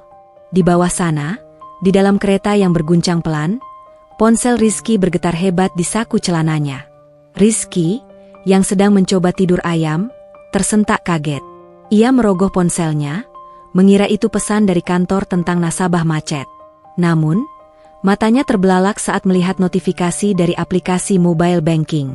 Dana masuk, IDR 500 juta, pengirim, A. Larasati. Berita, pelunasan penuh seluruh tagihan keluarga, dana kebebasan. Jantung Rizky seolah berhenti berdetak. Ia mengucek matanya. Nolnya ada 8. 500 juta. 0,5 miliar. Itu lebih dari gajinya selama 5 tahun bekerja tanpa makan. Bu. Rizky mengguncang lengan ibunya dengan panik. Napasnya memburu. Apa sih? Ibu lagi live Instagram, bentak Bu Karina kesal. Lihat ini, Bu, ada uang masuk. Banyak sekali. Rizky menyodorkan ponselnya dengan tangan gemetar. Bu Karina melirik layar ponsel dengan malas, tapi sedetik kemudian matanya nyaris keluar dari rongganya. Mulutnya menganga lebar. 500 juta? Desis Bu Karina, suaranya tercekat. Wajahnya pucat pasi, lalu berubah merah padam karena campuran rasa kaget dan takut. Siapa pengirimnya? Siapa A. Larasati ini? Tanya Bu Karina histeris, mencengkeram lengan Rizky sampai sakit. Aku tidak tahu, Bu, tapi lihat beritanya. Pelunasan tagihan keluarga. Bu, ini persis seperti yang dijanjikan Amira 2 hari yang lalu. Bisik Rizky, suaranya penuh ketakutan bercampur harapan. Amira bilang dia akan melunasi semuanya dalam 2 minggu. Mendengar nama Amira, wajah Bu Karina langsung berubah bengis. Ketakutan akan hal gaib atau kriminal langsung menguasai otaknya yang sempit. Amira? Bu Karina menatap Rizky horor. Aku sudah bilang kan, dia pasti ikut pesugihan. Atau dia jual diri. Atau dia terlibat pencucian uang sindikat narkoba. Mana mungkin ibu rumah tangga kumuh punya uang segini? Ini uang setan, Rizky. Tapi Bu, ini transfer bank resmi. Jangan disentuh, potong Bu Karina tajam. Ia menepis ponsel Rizky seolah benda itu beracun. Jangan pernah sentuh uang itu. Kalau kamu pakai sepeser saja, polisi akan menangkap kita. Atau tumbalnya nanti nyawa ibu. Dasar menantu gila. Dia mau menjebak kita supaya masuk penjara. Bu Karina gemetar. Harga dirinya tidak mengizinkannya percaya bahwa Amira sukses. Maka, satu-satunya logika yang bisa diterima otaknya adalah Amira melakukan kejahatan. Abaikan, Rizky. Anggap tidak ada. Kita fokus ke acara Nova Autotech. Di sana uangnya halal, uang orang-orang terhormat. Jangan sampai kita tergiur uang kotor dari istrimu yang tidak jelas itu. Rizky menatap layar ponselnya sekali lagi. Uang itu nyata. Angkanya terpampang jelas. Tapi doktrin ibunya begitu kuat menancap di kepalanya. Ia merasa ngeri. Apakah benar Amira melakukan hal nekat demi melunasi tagihan itu? Dengan berat hati, Rizky memasukkan kembali ponselnya ke saku. Ia memilih untuk mematuhi ibunya, sekali lagi mengabaikan kebenaran yang sudah berteriak di depan mukanya. Di angkasa, helikopter Amira melesat membelah awan Jakarta. Amira melihat notifikasi di tabletnya, dana terkirim. Ia tersenyum tipis, menatap cakrawala kota Jakarta yang mulai terlihat. Gedung-gedung pencakar langit berkilauan ditimpa matahari. Salah satu gedung tertinggi itu adalah miliknya, tempat di mana ia akan mendarat sebentar lagi. Mereka pasti sedang panik sekarang. Jenny, gumam Amira pelan, membayangkan wajah pucat Bu Karina. Mereka pasti mengira itu uang hantu. Manusia seringkali takut pada apa yang tidak mereka mengerti. Nona, sahut Jenny sopan. Benar, Amira menyandarkan kepalanya. Sebentar lagi, mereka bukan hanya akan mengerti. Mereka akan dipaksa untuk berlutut di hadapannya. Helikopter mulai menurunkan ketinggian, menuju landasan pacu pribadi di atap hotel bintang 5 tempat Amira akan bersiap. Di bawah sana, di jalanan macet, Rizky dan Bu Karina masih terjebak dalam kereta, dalam kemiskinan mental mereka, menuju takdir yang tidak bisa mereka hindari. Langit dan bumi. Jarak di antara mereka kini bukan lagi sekadar metafora. Grand Ballroom Hotel Bintang 5 itu telah disulap menjadi sebuah galeri masa depan yang memukau. Dinding-dinding ruangan tidak lagi terlihat, tertutup oleh layar LED raksasa yang menampilkan visualisasi aliran energi listrik berwarna biru neon yang bergerak dinamis. Lantainya dilapisi karpet bludru hitam pekat yang menyerap suara langkah kaki, menciptakan suasana hening yang agung dan intimidatif. Di tengah kemegahan itu, Bu Karina berjalan dengan dagu terangkat setinggi mungkin, berusaha keras menyembunyikan rasa mindernya. Gaun kebaya merah menyala yang ia kenakan, yang di kampungnya terlihat paling mahal, kini tampak mencolok secara norak di antara lautan gaun malam kutur berwarna hitam dan perak yang dikenakan para tamu undangan lainnya. "Lihat, Rizky," bisik Bu Karina sambil mencengkeram lengan putranya. Matanya menyapu sekeliling dengan rakus. "Lihat lampu gantung itu. Kristal asli. Orang-orang di sini baunya uang semua. Ingat pesan ibu, tebar pesona. Jangan terlihat seperti orang susah." Rizky hanya mengangguk kaku. Ia mengenakan satu-satunya jas formal yang ia miliki, yang sedikit kesempitan di bagian bahu. Pikirannya masih kacau. Transferan 500 juta rupiah dari Larasati pagi tadi masih menghantuinya seperti hantu di siang bolong. Ponselnya terasa panas di saku jasnya, seolah membakar kulit pahanya. Seorang petugas usher berseragam rapi mencegat mereka dengan senyum sopan. "Maaf, Pak, Bu, boleh lihat undangannya?" Bu Karina dengan bangga menyerahkan amplop beludru hitamnya. "VVIP, kami tamu khusus." Petugas itu memindai barcode emas di undangan, lalu matanya membelalak sedikit. Sikapnya langsung berubah menjadi jauh lebih hormat. "Ah, Bapak Rizky dan Ibu Karina. Tamu kehormatan dari founder kami. Mari, lewat sini." Mereka tidak diarahkan ke kursi barisan tengah. Mereka dipandu melewati kerumunan CEO, pejabat kementerian, dan investor asing, terus maju ke depan.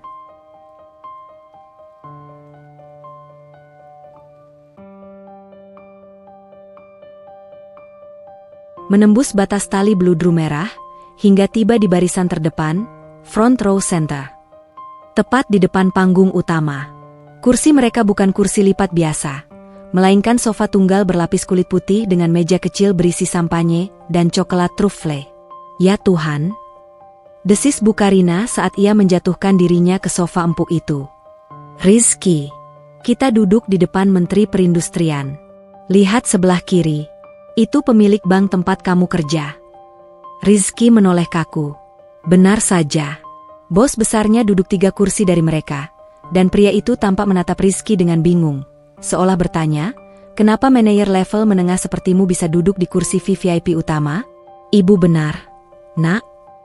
Bu Karina tertawa kecil, penuh kemenangan. "Koneksimu ternyata lebih hebat dari dugaan ibu.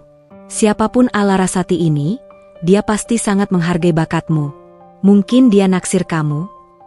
"Bu, tolong kecilkan suaranya," bisik Rizky, merasa ribuan mata menatap punggungnya. Jantungnya berdegup kencang. Firasat buruknya semakin kuat. Kenapa kami diistimewakan seperti ini? Tiba-tiba, lampu ruangan meredup total. Suara musik orkestra yang megah menggelegar dari sound system kelas dunia, menggetarkan lantai dan dada setiap orang yang hadir.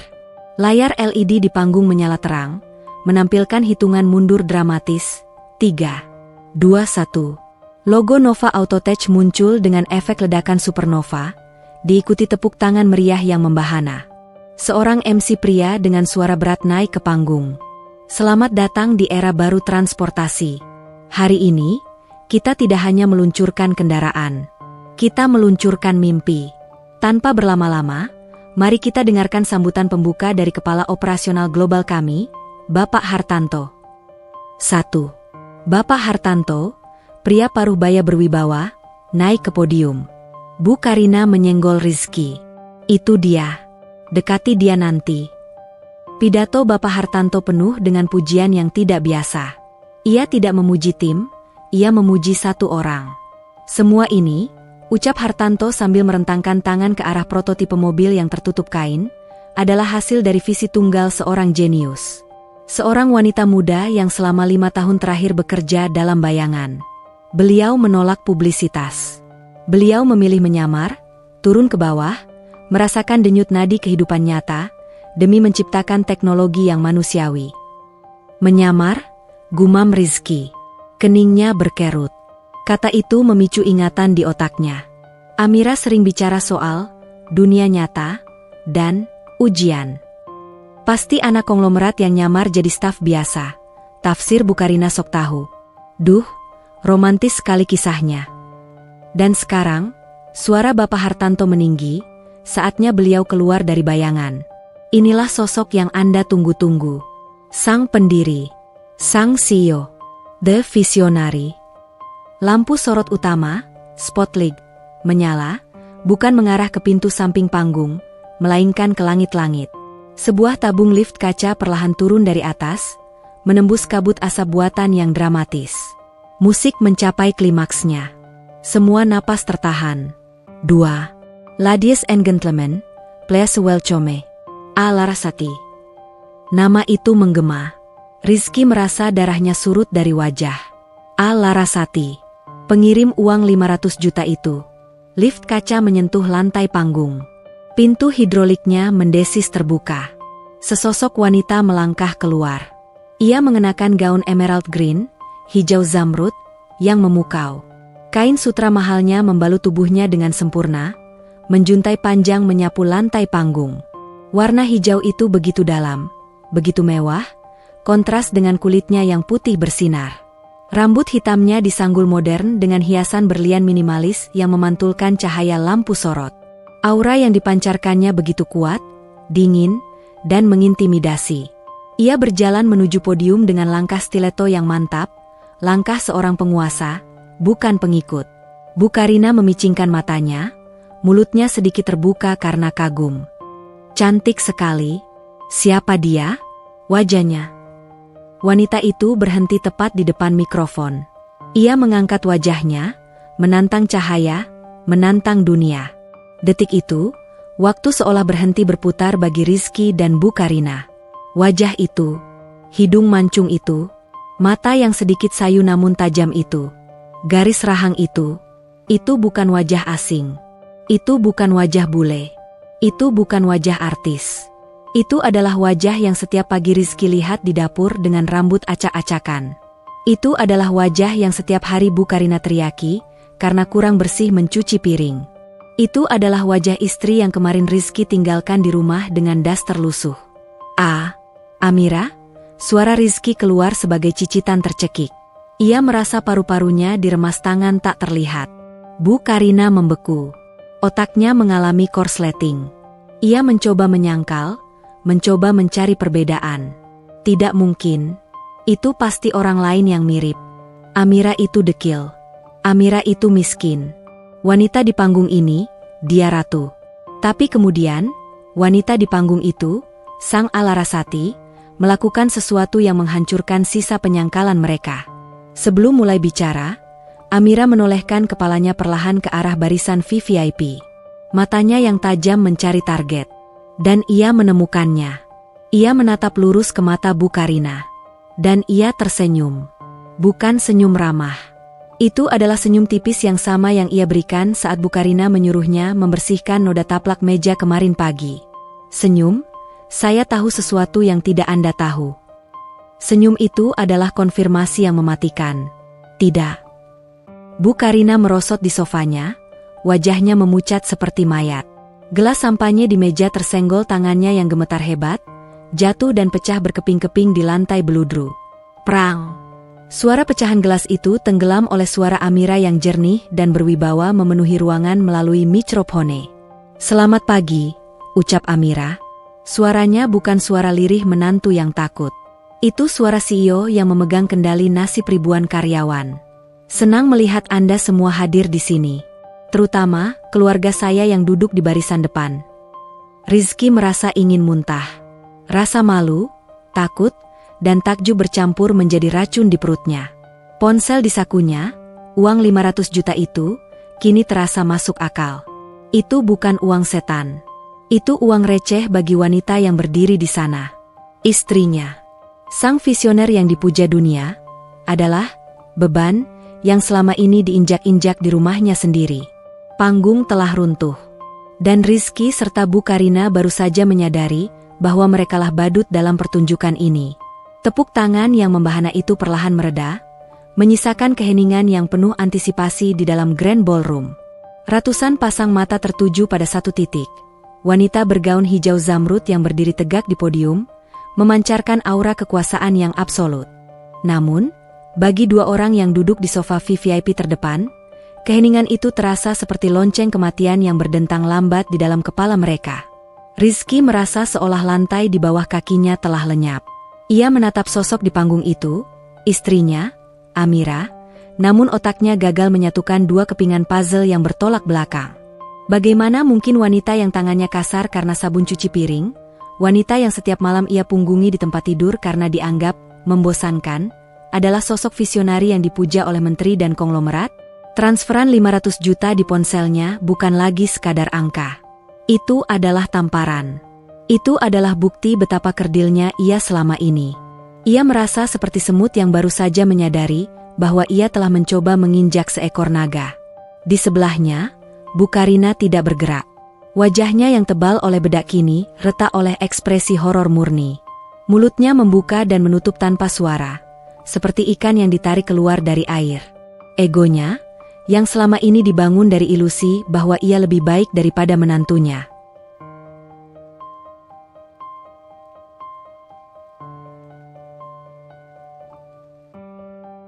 Sedang mengalami keruntuhan struktural total. Di atas panggung, Amira mendekatkan bibirnya ke mikrofon. Suaranya terdengar jernih, membelah udara dingin ruangan itu. "Terima kasih," ucap Amira. Matanya menyapu hadirin, lalu turun, terkunci lurus pada dua wajah pucat di barisan depan. Tatapannya tidak mengandung kebencian yang berapi-api, melainkan kekecewaan yang dingin dan dalam, jenis tatapan yang diberikan seorang guru kepada murid yang gagal total dalam ujian kehidupan. "Malam ini, kita merayakan inovasi," lanjut Amira, setiap katanya terukur. "Namun, sebelum saya berbicara tentang mesin dan baterai, saya ingin berbicara tentang sesuatu yang lebih fundamental, nilai." Amira mengambil jeda sejenak. Ia melihat Rizky menundukkan kepala, tidak sanggup membalas tatapannya. Banyak orang melihat sebuah benda dari kemasannya. Jika kemasannya usang, mereka menganggap isinya sampah. Mereka melihat selembar kertas kosong, dan berpikir itu tidak berguna. Padahal, di tangan yang tepat, kertas kosong itu adalah tempat lahirnya cetak biru sebuah revolusi. Bu Karina gemetar. Ia tahu metafora itu untuknya. Ia ingat kata-katanya sendiri, Amira itu kertas kosong, tanpa kontribusi. "Saya memiliki sebuah teori pribadi," Amira melanjutkan, kini suaranya melembut namun semakin tajam. "Saya ingin tahu, apakah cinta dan penghargaan bisa eksis tanpa label harga? Maka, selama 5 tahun, saya menanggalkan identitas saya. Saya menjadi kertas kosong itu. Saya ingin melihat apakah orang-orang terdekat saya akan tetap menghargai saya sebagai manusia, atau apakah mereka hanya akan melihat saya sebagai beban." Kata "beban" bergema di pengeras suara, memantul di dinding-dinding mewah, dan menghantam dada Rizky dengan kekuatan palu godam. Amira tersenyum getir. "Ternyata, teori saya terbukti salah. Tanpa label harga, saya dianggap tidak bernilai. Saya disebut parasit. Saya disebut tidak berguna. Penghinaan itu, Tuan dan Nyonya, bukan datang dari kompetitor bisnis saya, melainkan dari meja makan di rumah saya sendiri." Bisik-bisik mulai terdengar di antara para tamu undangan. Mereka saling pandang, bertanya-tanya siapa yang dimaksud oleh sang CEO. Namun, bagi Bu Karina, setiap bisikan itu terdengar seperti teriakan, "Itu kamu. Kamu mertua jahat itu." "Bu, bohong." Desis Bu Karina lemah, berusaha menyangkal realitas yang mencekiknya. Dia cuma cari simpati. Dia anak durhaka. Namun, Amira belum selesai. Ia mengangkat tangan kanannya. Dari sisi panggung, seorang asisten pria berjalan tegap membawa sebuah nampan bludru. Di atasnya, terletak sebuah kotak perak, deposit box, yang berkilau di bawah lampu sorot. Kotak yang sama yang disebutkan Amira dalam rapat daruratnya. Amira mengambil kotak itu. 2 minggu yang lalu, saya diberi tantangan. Saya diminta untuk membuktikan bahwa saya bisa menghasilkan uang. Saya diminta untuk melunasi tagihan sekolah yang bukan tanggung jawab saya dalam waktu 2 minggu, atau saya akan dianggap gagal sebagai istri. Amira membuka kotak perak itu. Di dalamnya tidak ada perhiasan. Hanya ada selembar kertas giroban dan sebuah dokumen kepemilikan.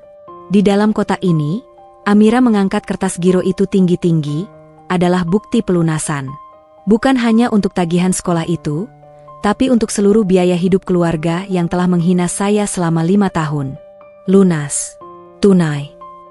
Layar LED raksasa di belakang Amira berubah tampilan. Logo Nova Autotech menghilang, digantikan oleh sebuah kolase foto yang mengejutkan. Di sisi kiri, foto Amira dengan daster lusuh, wajah lelah, sedang menyapu lantai. Di sisi kanan, foto Larasati dengan jas bisnis, sedang memimpin rapat direksi di London. Di tengahnya, tulisan besar berbunyi, CEO Founder, Amira Larasati.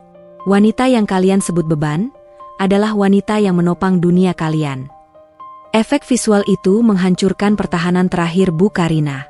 Wanita tua itu menjerit tertahan, tangannya menutup mulut. Ia melihat wajah pembantu yang ia hina setiap hari kini terpampang setinggi 5 meter sebagai simbol kesuksesan. Rasa malunya begitu hebat, hingga ia berharap lantai di bawahnya terbelah dan menelannya hidup-hidup. Rizky menangis. Bukan tangisan suara keras, tapi air mata yang mengalir dalam diam. Ia melihat foto Amira yang lusuh itu. Ia ingat betapa sering ia mengabaikan istrinya saat sedang bekerja keras di rumah. Ia ingat kata-katanya sendiri, jangan mimpi aneh-aneh. Betapa bodohnya dia. Ia memiliki berlian di tangannya, tapi ia membuangnya karena mengira itu kerikil. Hanya karena ibunya bilang begitu. Amira menutup kotak perak itu dengan bunyi klik yang tegas. Ia meletakkannya kembali di nampan. Saya sudah memenuhi janji saya, ucap Amira, menatap tajam ke arah Bu Karina yang kini merosot lemas di bahu Rizky. Tagihan lunas. Sekarang, giliran Anda memenuhi janji Anda, bungkam. Amira beralih ke sisi podium, di mana sebuah pita merah besar terbentang, menunggu untuk dipotong.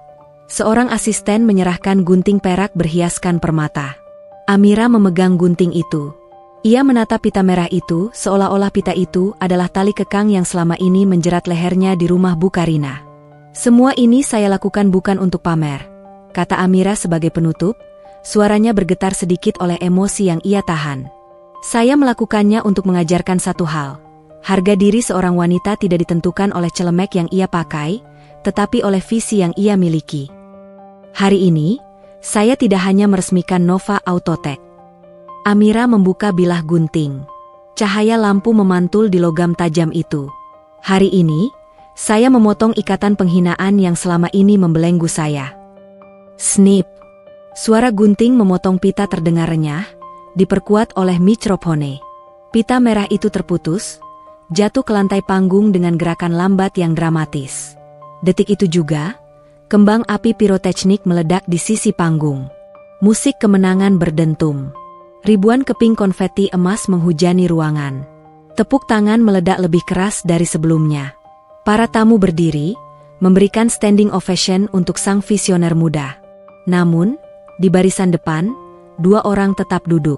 Rizky dan Bu Karina duduk di tengah hujan konfeti emas. Tampak kecil, kalah, dan terisolasi. Mereka seperti 2 patung es yang sedang meleleh di tengah kebakaran hebat. Bu Karina menatap nanar ke arah Amira yang kini tersenyum lepas, dikelilingi oleh kilatan lampu kamera. Tidak ada lagi daster. Tidak ada lagi ketakutan. Menantunya telah berubah menjadi ratu yang tak terjangkau. Kotak Pandora telah dibuka. Kebenaran telah keluar. Dan bagi keluarga Gunawan, tidak ada jalan untuk kembali ke masa lalu yang nyaman. Dunia mereka telah terbalik selamanya. Pintu ganda berlapis kayu mahoni tebal itu tertutup perlahan dengan bunyi klik yang solid, memutus total suara riuh tepuk tangan dan musik orkestra dari Grand Ballroom. Di dalam ruang tunggu VVIP yang dingin dan kedap suara itu, keheningan terasa jauh lebih memekakan telinga daripada keributan di luar. Ruangan itu dirancang untuk kenyamanan para raja. Sofa kulit Italia berwarna krem, karpet Persia yang lembut, dan vas bunga lili segar yang menyebarkan aroma wangi yang menenangkan. Namun bagi Rizky dan Bu Karina, ruangan ini terasa seperti kamar gas. Oksigen seolah menipis, disedot habis oleh rasa malu yang mencekik leher mereka. Bu Karina masih mengenakan kacamata hitamnya, meski di dalam ruangan, sebagai perisai terakhir harga dirinya yang sudah hancur lebur. Tubuhnya gemetar hebat di atas sofa. Bukan gemetar karena dingin, melainkan karena campuran adrenalin, shock, dan amarah yang tidak rasional. Kurang ajar, desis Bu Karina. Suaranya pecah di antara isak tangis yang tertahan. Wanita ular itu, dia sengaja mempermalukan kita, Rizky. Bu Karina melepaskan kacamatanya, melemparnya ke meja kaca. Matanya merah dan bengkak. Riasannya luntur membentuk jalur hitam di pipi yang membuatnya terlihat seperti badut yang menyedihkan. Dia punya uang sebanyak itu, tapi dia diam saja saat ibu minta uang arisan? Dia diam saja saat kita makan tempe setiap hari? Dia jahat, Rizky. Dia psikopat. Dia menikmati melihat kita susah, teriak Bu Karina. Suaranya melengking memantul di dinding-dinding mewah. Rizky berdiri mematung di dekat jendela yang menghadap ke taman hotel. Ia tidak menatap ibunya. Ia menatap bayangannya sendiri di kaca jendela yang gelap. Bayangan seorang pria pengecut yang mengenakan jas kesempitan. Kata-kata ibunya terasa seperti racun yang sudah tidak mempan lagi. Dulu, ia akan langsung mengangguk setuju. Dulu, ia akan ikut menyalahkan Amira. Tapi malam ini, setelah melihat Amira berdiri di panggung dunia dengan sinar mata yang begitu kuat, Rizky akhirnya melihat ibunya dengan kacamata yang berbeda. Ia tidak melihat seorang korban. Ia melihat seorang tiran yang serakah. Ibu. Suara Rizky terdengar serak, namun berat. Apa? Sentak Bu Karina. Jangan bela dia. Kamu lihat kan tadi? Dia memajang foto kita secara tersirat. Dia bilang kita penghalang. Seharusnya dia bersyukur kita mau menampung dia yang yatim piatu itu. Kalau bukan karena kita, dia tidak punya keluarga. Cukup, Bu. Teriakan Rizky meledak. Begitu keras hingga Bu Karina tersentak mundur, menabrak sandaran sofa. Ini adalah kali pertama dalam 30 tahun hidupnya, Rizky membentak ibunya. Rizky berbalik. Wajahnya merah padam, air mata mengalir deras di pipinya. Urat-urat lehernya menonjol. Ibu tidak sadar juga. Rizky menunjuk ke arah pintu ballroom. Selama 5 tahun, ibu menghina dia setiap hari. Ibu panggil dia beban. Ibu panggil dia parasit. Ibu suruh dia membersihkan sepatu saya seperti pembantu. Rizky melangkah maju, kakinya lemas namun ia paksa untuk melangkah. Dia bukan parasit, Bu. Dia jenius. Dia mendirikan perusahaan itu dari nol. Dan kita yang parasit. Kita yang hidup dari kesabarannya. Aku hanya ingin yang terbaik buatmu. Cicit Bu Karina. Nyalinya menciut melihat kemarahan putranya. Aku ingin kamu punya istri yang selevel. Selevel? Rizky tertawa getir, tawa yang terdengar menyakitkan. Ia merogoh saku jasnya, mengeluarkan ponselnya, dan membuka bukti transfer pagi tadi. Ia menyodorkannya ke wajah ibunya. Lihat ini, 500 juta. Dia mentransfer ini tadi pagi untuk melunasi utang gengsi ibu. Dia yang bayar, Bu. Bukan kolega bank, bukan orang lain. Istriku yang ibu sebut beban, itu yang menyelamatkan muka kita. Bu Karina menatap angka di layar ponsel itu. Wajahnya pucat. Argumennya patah. Fakta bahwa uang itu nyata dan berasal dari Amira meruntuhkan narasi Amira si miskin yang selama ini ia pegang teguh. Aku tidak tahu. Bu Karina mulai menangis lagi. Kali ini tangisan ketakutan.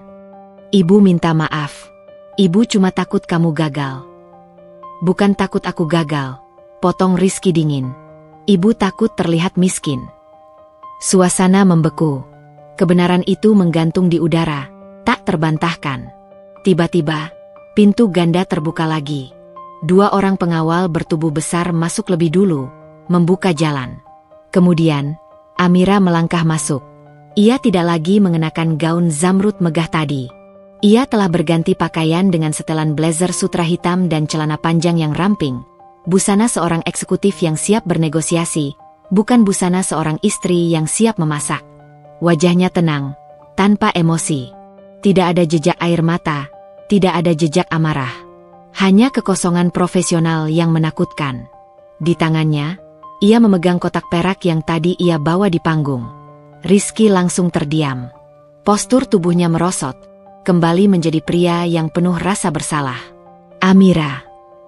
Bisik Rizky, suaranya pecah. Ia ingin berlari memeluk istrinya, tapi aura dingin yang dipancarkan Amira membuatnya terpaku di tempat. Aku minta maaf. Aku bodoh. Aku minta maaf karena tidak pernah membelamu. Amira tidak menjawab permintaan maaf itu. Ia berjalan melewati Rizky seolah suaminya tidak ada. Langsung menuju meja di depan sofa tempat Bu Karina duduk meringkuk. Amira meletakkan kotak perak itu di meja. "Kelak, Bu Karina," panggil Amira. Suaranya datar, namun otoritasnya memenuhi ruangan. Bu Karina mendongak, matanya basah dan penuh ketakutan. Ia melihat menantunya yang dulu ia suruh-suruh, kini berdiri menjulang seperti raksasa. "Tadi di panggung, saya bicara soal bukti. Ibu menantang saya 2 minggu lalu. Ibu bilang, jika saya bisa melunasi tagihan itu, ibu akan bungkam selamanya. Masih ingat?" Bu Karina mengangguk patah-patah, tidak berani bersuara.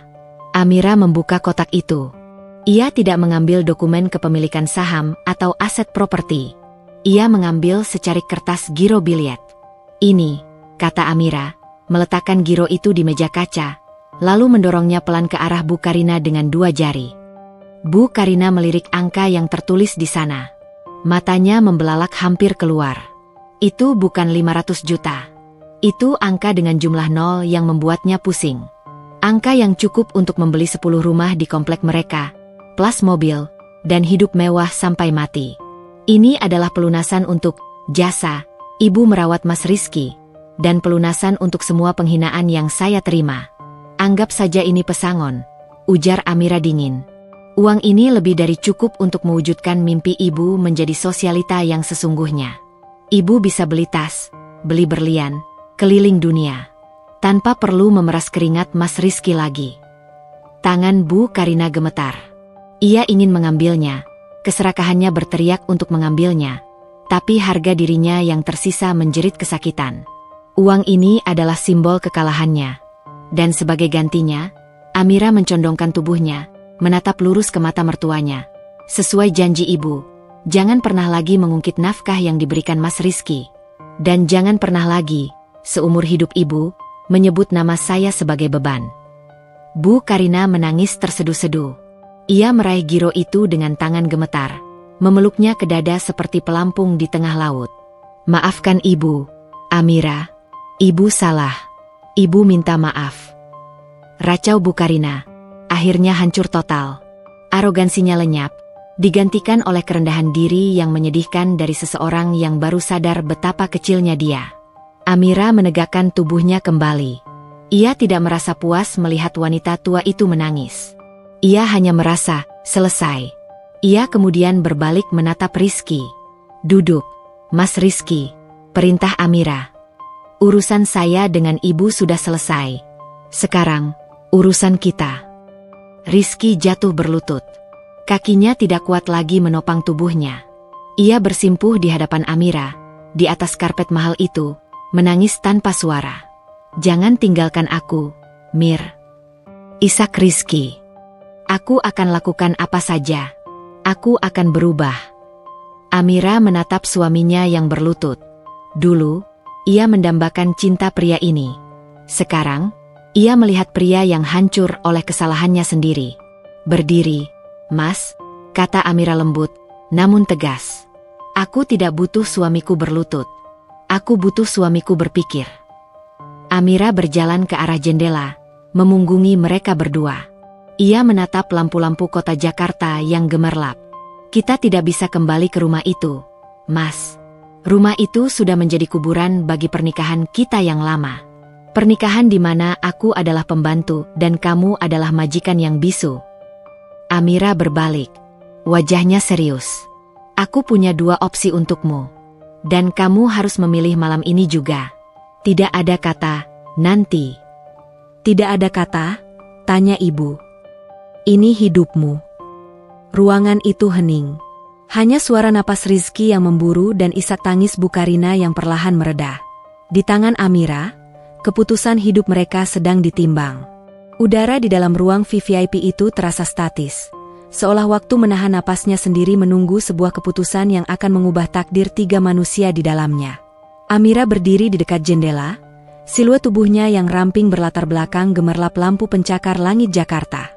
Ia tampak jauh, tak terjangkau, seperti dewi yang sedang menatap manusia fana dari puncak Olympus. Sementara itu, Rizky baru saja bangkit dari posisi berlututnya. Lututnya terasa nyeri karena tertekan ke lantai berkarpet tebal, namun rasa sakit itu tidak sebanding dengan nyeri yang menghantam ulu hatinya. Ia menatap punggung istrinya, wanita yang selama 5 tahun ia anggap lemah, yang ternyata memiliki kekuatan untuk mengguncang dunia. Rizky menyeka air matanya dengan punggung tangan. Ia sadar, air mata tidak akan membeli pengampunan malam ini. Hanya tindakan nyata yang laku di mata Larasati. Di sofa, Bu Karina masih memeluk lembar giro biliet itu dengan posesif. Tangisannya sudah mereda menjadi isakan kecil yang menyedihkan. Wanita tua itu tampak mengecil, terbungkus dalam kebaya mahalnya yang kini terasa seperti kostum badut yang gagal melucu. Uang di tangannya adalah jaminan masa depan, tetapi juga simbol kegagalannya sebagai ibu yang bermartabat. Amira berbalik perlahan. Wajahnya serius, matanya menatap Rizky dengan intensitas yang membuat pria itu ingin menunduk. Namun ia memaksakan diri untuk membalas tatapan itu. Mas Rizky, suara Amira memecah keheningan, nadanya tenang namun setiap suku katanya berbobot. Cinta saja tidak cukup untuk mempertahankan pernikahan ini. Selama 5 tahun, aku sengaja membiarkan diriku diremehkan. Itu adalah ujian. Aku ingin melihat apakah kamu akan melindungiku saat aku tidak punya apa-apa. Amira melangkah maju 1 langkah. Tapi kamu gagal, Mas. Ketika kamu bilang, jika saja kamu bisa punya penghasilan sendiri, saat itu kamu tidak hanya menghina istrimu, kamu mengkhianati janjimu untuk melindungiku. Rizky menelan ludah, tenggorokannya tercekat. Kata-kata itu adalah cermin yang memantulkan keburukannya sendiri. Aku tahu, Mir. Aku pengecut. Aku terlalu takut pada ibu. Ketakutanmu itulah yang membunuh kita, potong Amira tegas. Dan aku tidak bisa hidup dengan pria yang takut. Maka malam ini, aku memberimu kebebasan untuk memilih. Amira mengangkat 2 jarinya. Aku punya 2 opsi untukmu. Dan kamu harus memilih sekarang. Tidak ada diskusi dengan ibu, tidak ada waktu berpikir semalam. Keputusanmu detik ini akan menentukan sisa hidupmu. Rizky menahan napas. Jantungnya berpacu liar. Opsi pertama, pemisahan dan kehormatan. Amira menunjuk ke arah Bu Karina yang masih terisak. Kita berpisah secara baik-baik. Aku tidak akan menuntut apapun darimu. Giro di tangan ibumu itu sah, cairkanlah. Itu cukup untuk kalian hidup sangat nyaman seumur hidup. Kamu bisa memulai hidup baru, mencari istri yang selevel, menurut standar ibumu, dan aku akan melanjutkan hidupku sebagai Larasati. Kita selesai di sini, tanpa drama, dengan dompet penuh. Tawaran itu menggiurkan bagi siapapun yang berakal pendek. Uang miliaran, kebebasan, dan kemewahan instan tanpa perlu bekerja keras memperbaiki hubungan yang rusak. Itu adalah jalan keluar yang mudah. Jalan keluar bagi seorang pengecut. Atau Amira menurunkan 1 jarinya, menyisakan 1 lagi. Opsi kedua, jarak dan kesempatan kedua. Mata Amira melembut sedikit, namun ada tantangan besar di sana. Kita tetap menikah. Tapi syaratnya mutlak. Kita harus pindah dari rumah ibumu. Malam ini juga, aku tidak akan pernah menginjakkan kaki di rumah neraka itu lagi. Kita mulai dari nol, bukan sebagai atasan dan bawahan, tapi sebagai pasangan yang setara. Amira menatap Rizky tajam. Tapi ingat, Mas, jika kamu memilih ini, kamu harus siap melihat istrimu sibuk. Kamu harus siap menghadapi egomu sendiri yang mungkin terluka karena istrimu lebih sukses. Dan yang paling penting, Kamu harus berani memotong tali pusar yang mengikatmu pada ibumu. Pilihannya ada di tanganmu, Mas Rizky. Apakah kamu ingin uang kebebasan dan melepaskanku? Atau kamu ingin berjuang untuk istri yang selama ini kamu remehkan? Keheningan kembali menyelimuti ruangan. Detik jam dinding terdengar seperti detak jantung raksasa. Rizky menatap Amira. Wanita itu berdiri tegak, cantik, cerdas, dan kaya raya. Namun di balik lapisan baja ala Rasati, Rizky melihat kilatan harapan di mata Amira. Istrinya masih mencintainya. Istrinya masih memberinya pilihan. Padahal ia bisa saja langsung menceraikannya dan meninggalkannya miskin. Lalu Rizky menoleh ke arah Bu Karina. Ibunya. Wanita yang melahirkannya, tapi juga wanita yang menjajah mentalnya selama puluhan tahun. Ibunya sedang menatap Giro itu, bukan menatap anaknya. Kenyataan itu menampar Rizky. Ibu lebih peduli pada uang Amira daripada pernikahanku. Rizky memejamkan mata sejenak, menarik napas panjang. Ia merasakan sesuatu yang lama mati di dalam dirinya mulai bangkit. Keberanian. Ia perlahan berjalan mendekati ibunya. Langkahnya mantap, tidak lagi diseret-seret seperti orang kalah. Bu, panggil Rizky. Suaranya terdengar asing di telinganya sendiri. Lebih dalam, lebih dewasa. Bu Karina mendongak, matanya basah. Rizky, kita ambil uangnya ya. Nak, kita bisa beli rumah besar, kita bisa. Ibu harus pergi, potong Rizky tegas. Bu Karina ternganga. Apa? Kamu mengusir ibu? Aku tidak mengusir ibu. Tapi ibu harus pulang ke Bandung, ke tempat Tante Ratna. Ibu harus menenangkan diri di sana, kata Rizky, menunjuk Giro di tangan ibunya. Gunakan uang itu. Nikmati hidup ibu. Belajarlah bahwa uang bukan segalanya. Tapi mulai malam ini, aku tidak akan tinggal dengan ibu lagi. Tapi Rizky, kamu anak ibu, kamu mau meninggalkan ibu demi wanita ini? Bu Karina mulai histeris lagi, menggunakan senjata pamungkasnya, rasa bersalah.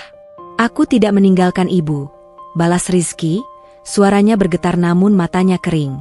Aku sedang menjadi suami. Selama ini aku cuma jadi anak mama yang penakut. Sekarang, aku memilih untuk menjadi laki-laki. Rizky membungkuk, mencium kening ibunya untuk terakhir kalinya sebagai anak yang patuh buta. Pergilah, Bu. Amira sudah menyiapkan mobil untuk ibu. Belajarlah menghargai orang lain. Bu Karina terdiam. Ia melihat transformasi di mata anaknya. Ia tahu ia telah kalah. Uang di tangannya adalah hadiah hiburan untuk egonya yang mati. Rizky menegakkan tubuh, lalu berbalik badan sepenuhnya. Ia memunggungi ibunya dan masa lalunya. Di depannya, berdiri masa depannya. Ia berjalan menuju Amira. Langkahnya semakin cepat. Amira, ucap Rizky saat jarak mereka tinggal semeter. Ia tidak berlutut lagi. Ia berdiri sejajar. Matanya menatap lurus ke dalam mata coklat istrinya. Aku tidak butuh uangmu. Aku tidak butuh hidup mudah tanpa kamu. Itu bukan hidup, itu neraka yang dilapisi emas. Rizky meraih kedua tangan Amira. Tangan itu terasa hangat. Aku pilih opsi kedua, kata Rizky tegas. Aku akan berjuang. Aku akan pindah kemanapun kamu mau. Aku akan berhenti jadi pengecut. Aku akan belajar, bekerja keras, dan membuktikan bahwa aku pantas berdiri di sampingmu, bukan sebagai suami CEO, tapi sebagai Rizky Gunawan, pria yang mencintaimu. Pertahanan Amira runtuh. Topeng dingin ala Larasati mencair, memperlihatkan wajah Amira yang rapuh dan penuh haru. Air mata menetes dari sudut matanya. Kamu yakin, Mas?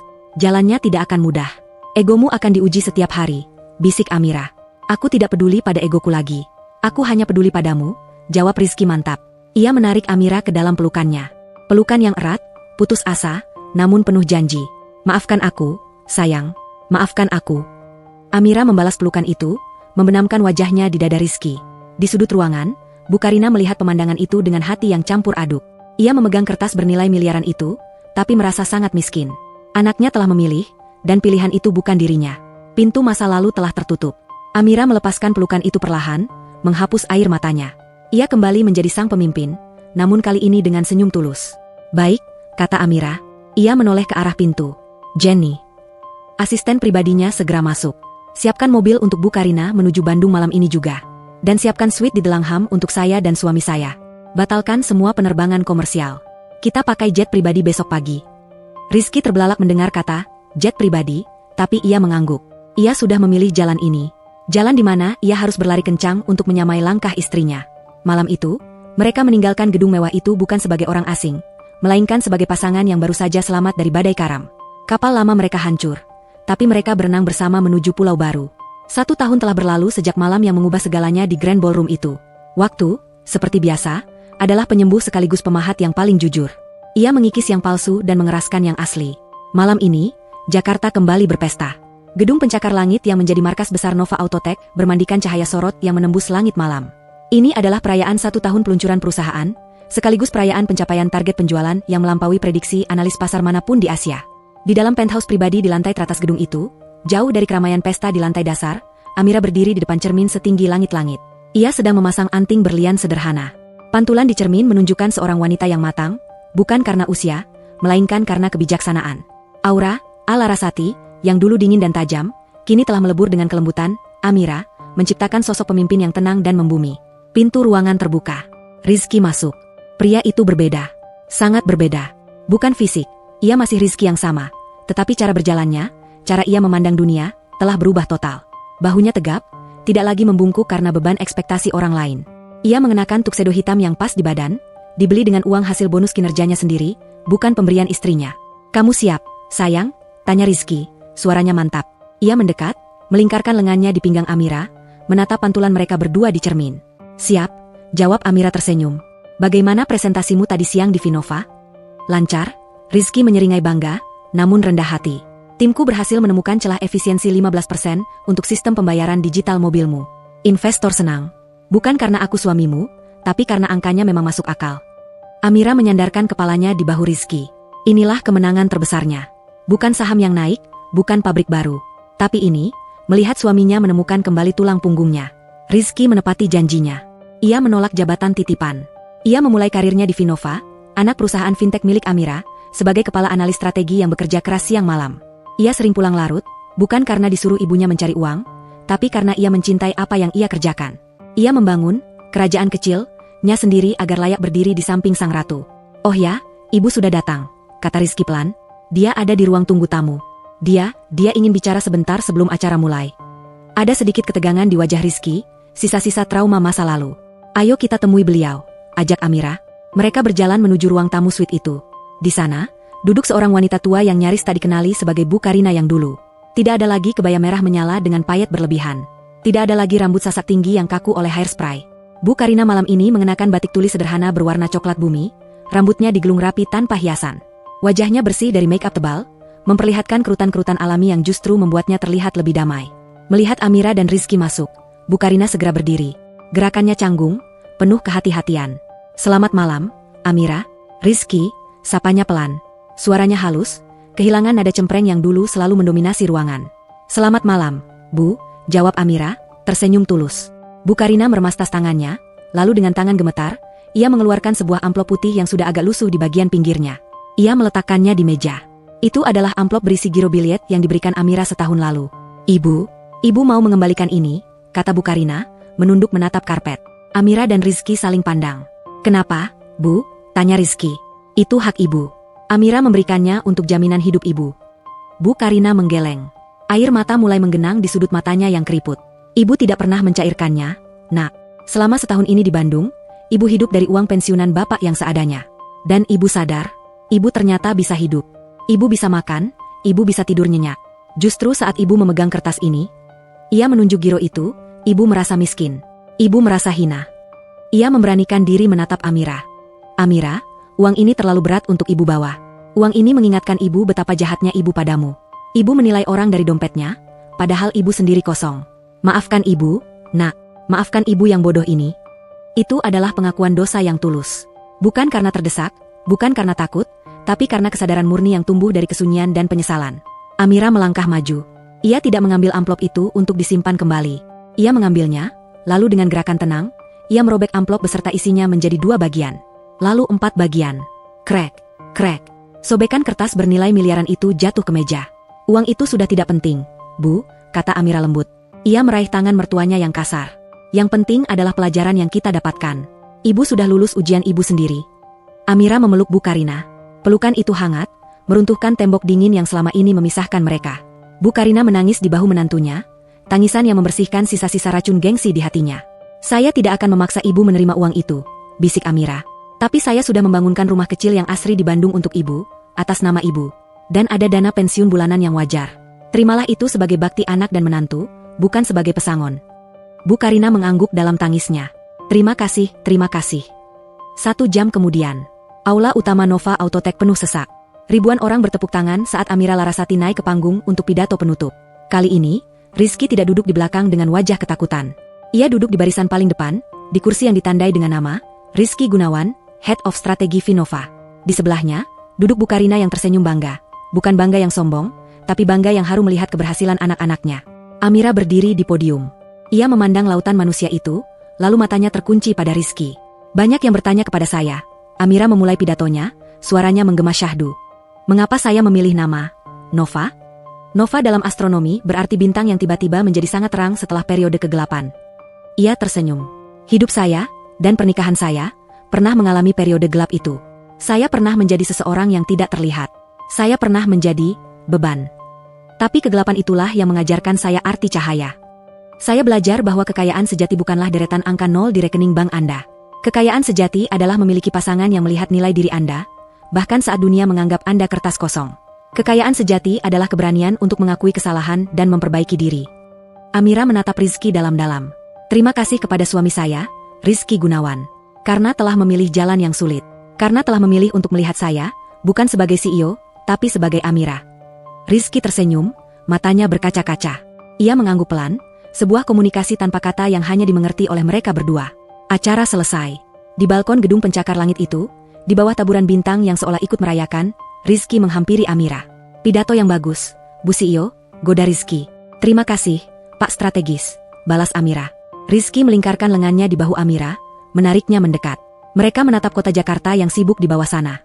Dulu, kota ini terasa kejam dan menuntut. Sekarang, kota ini adalah taman bermain mereka. Aku mencintaimu, Amira Larasati, bisik Rizky, mencium kening istrinya.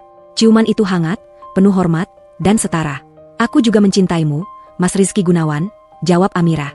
Di belakang mereka, bayangan masa lalu, das terlusuh, hinaan mertua, dan ketakutan finansial, telah sirna sepenuhnya, tertiup angin malam yang membawa janji masa depan. Sang ratu telah mendapatkan tahtanya. Namun yang lebih penting, ia telah mendapatkan rajanya kembali. Bukan raja yang diberikan, melainkan raja yang ditempa.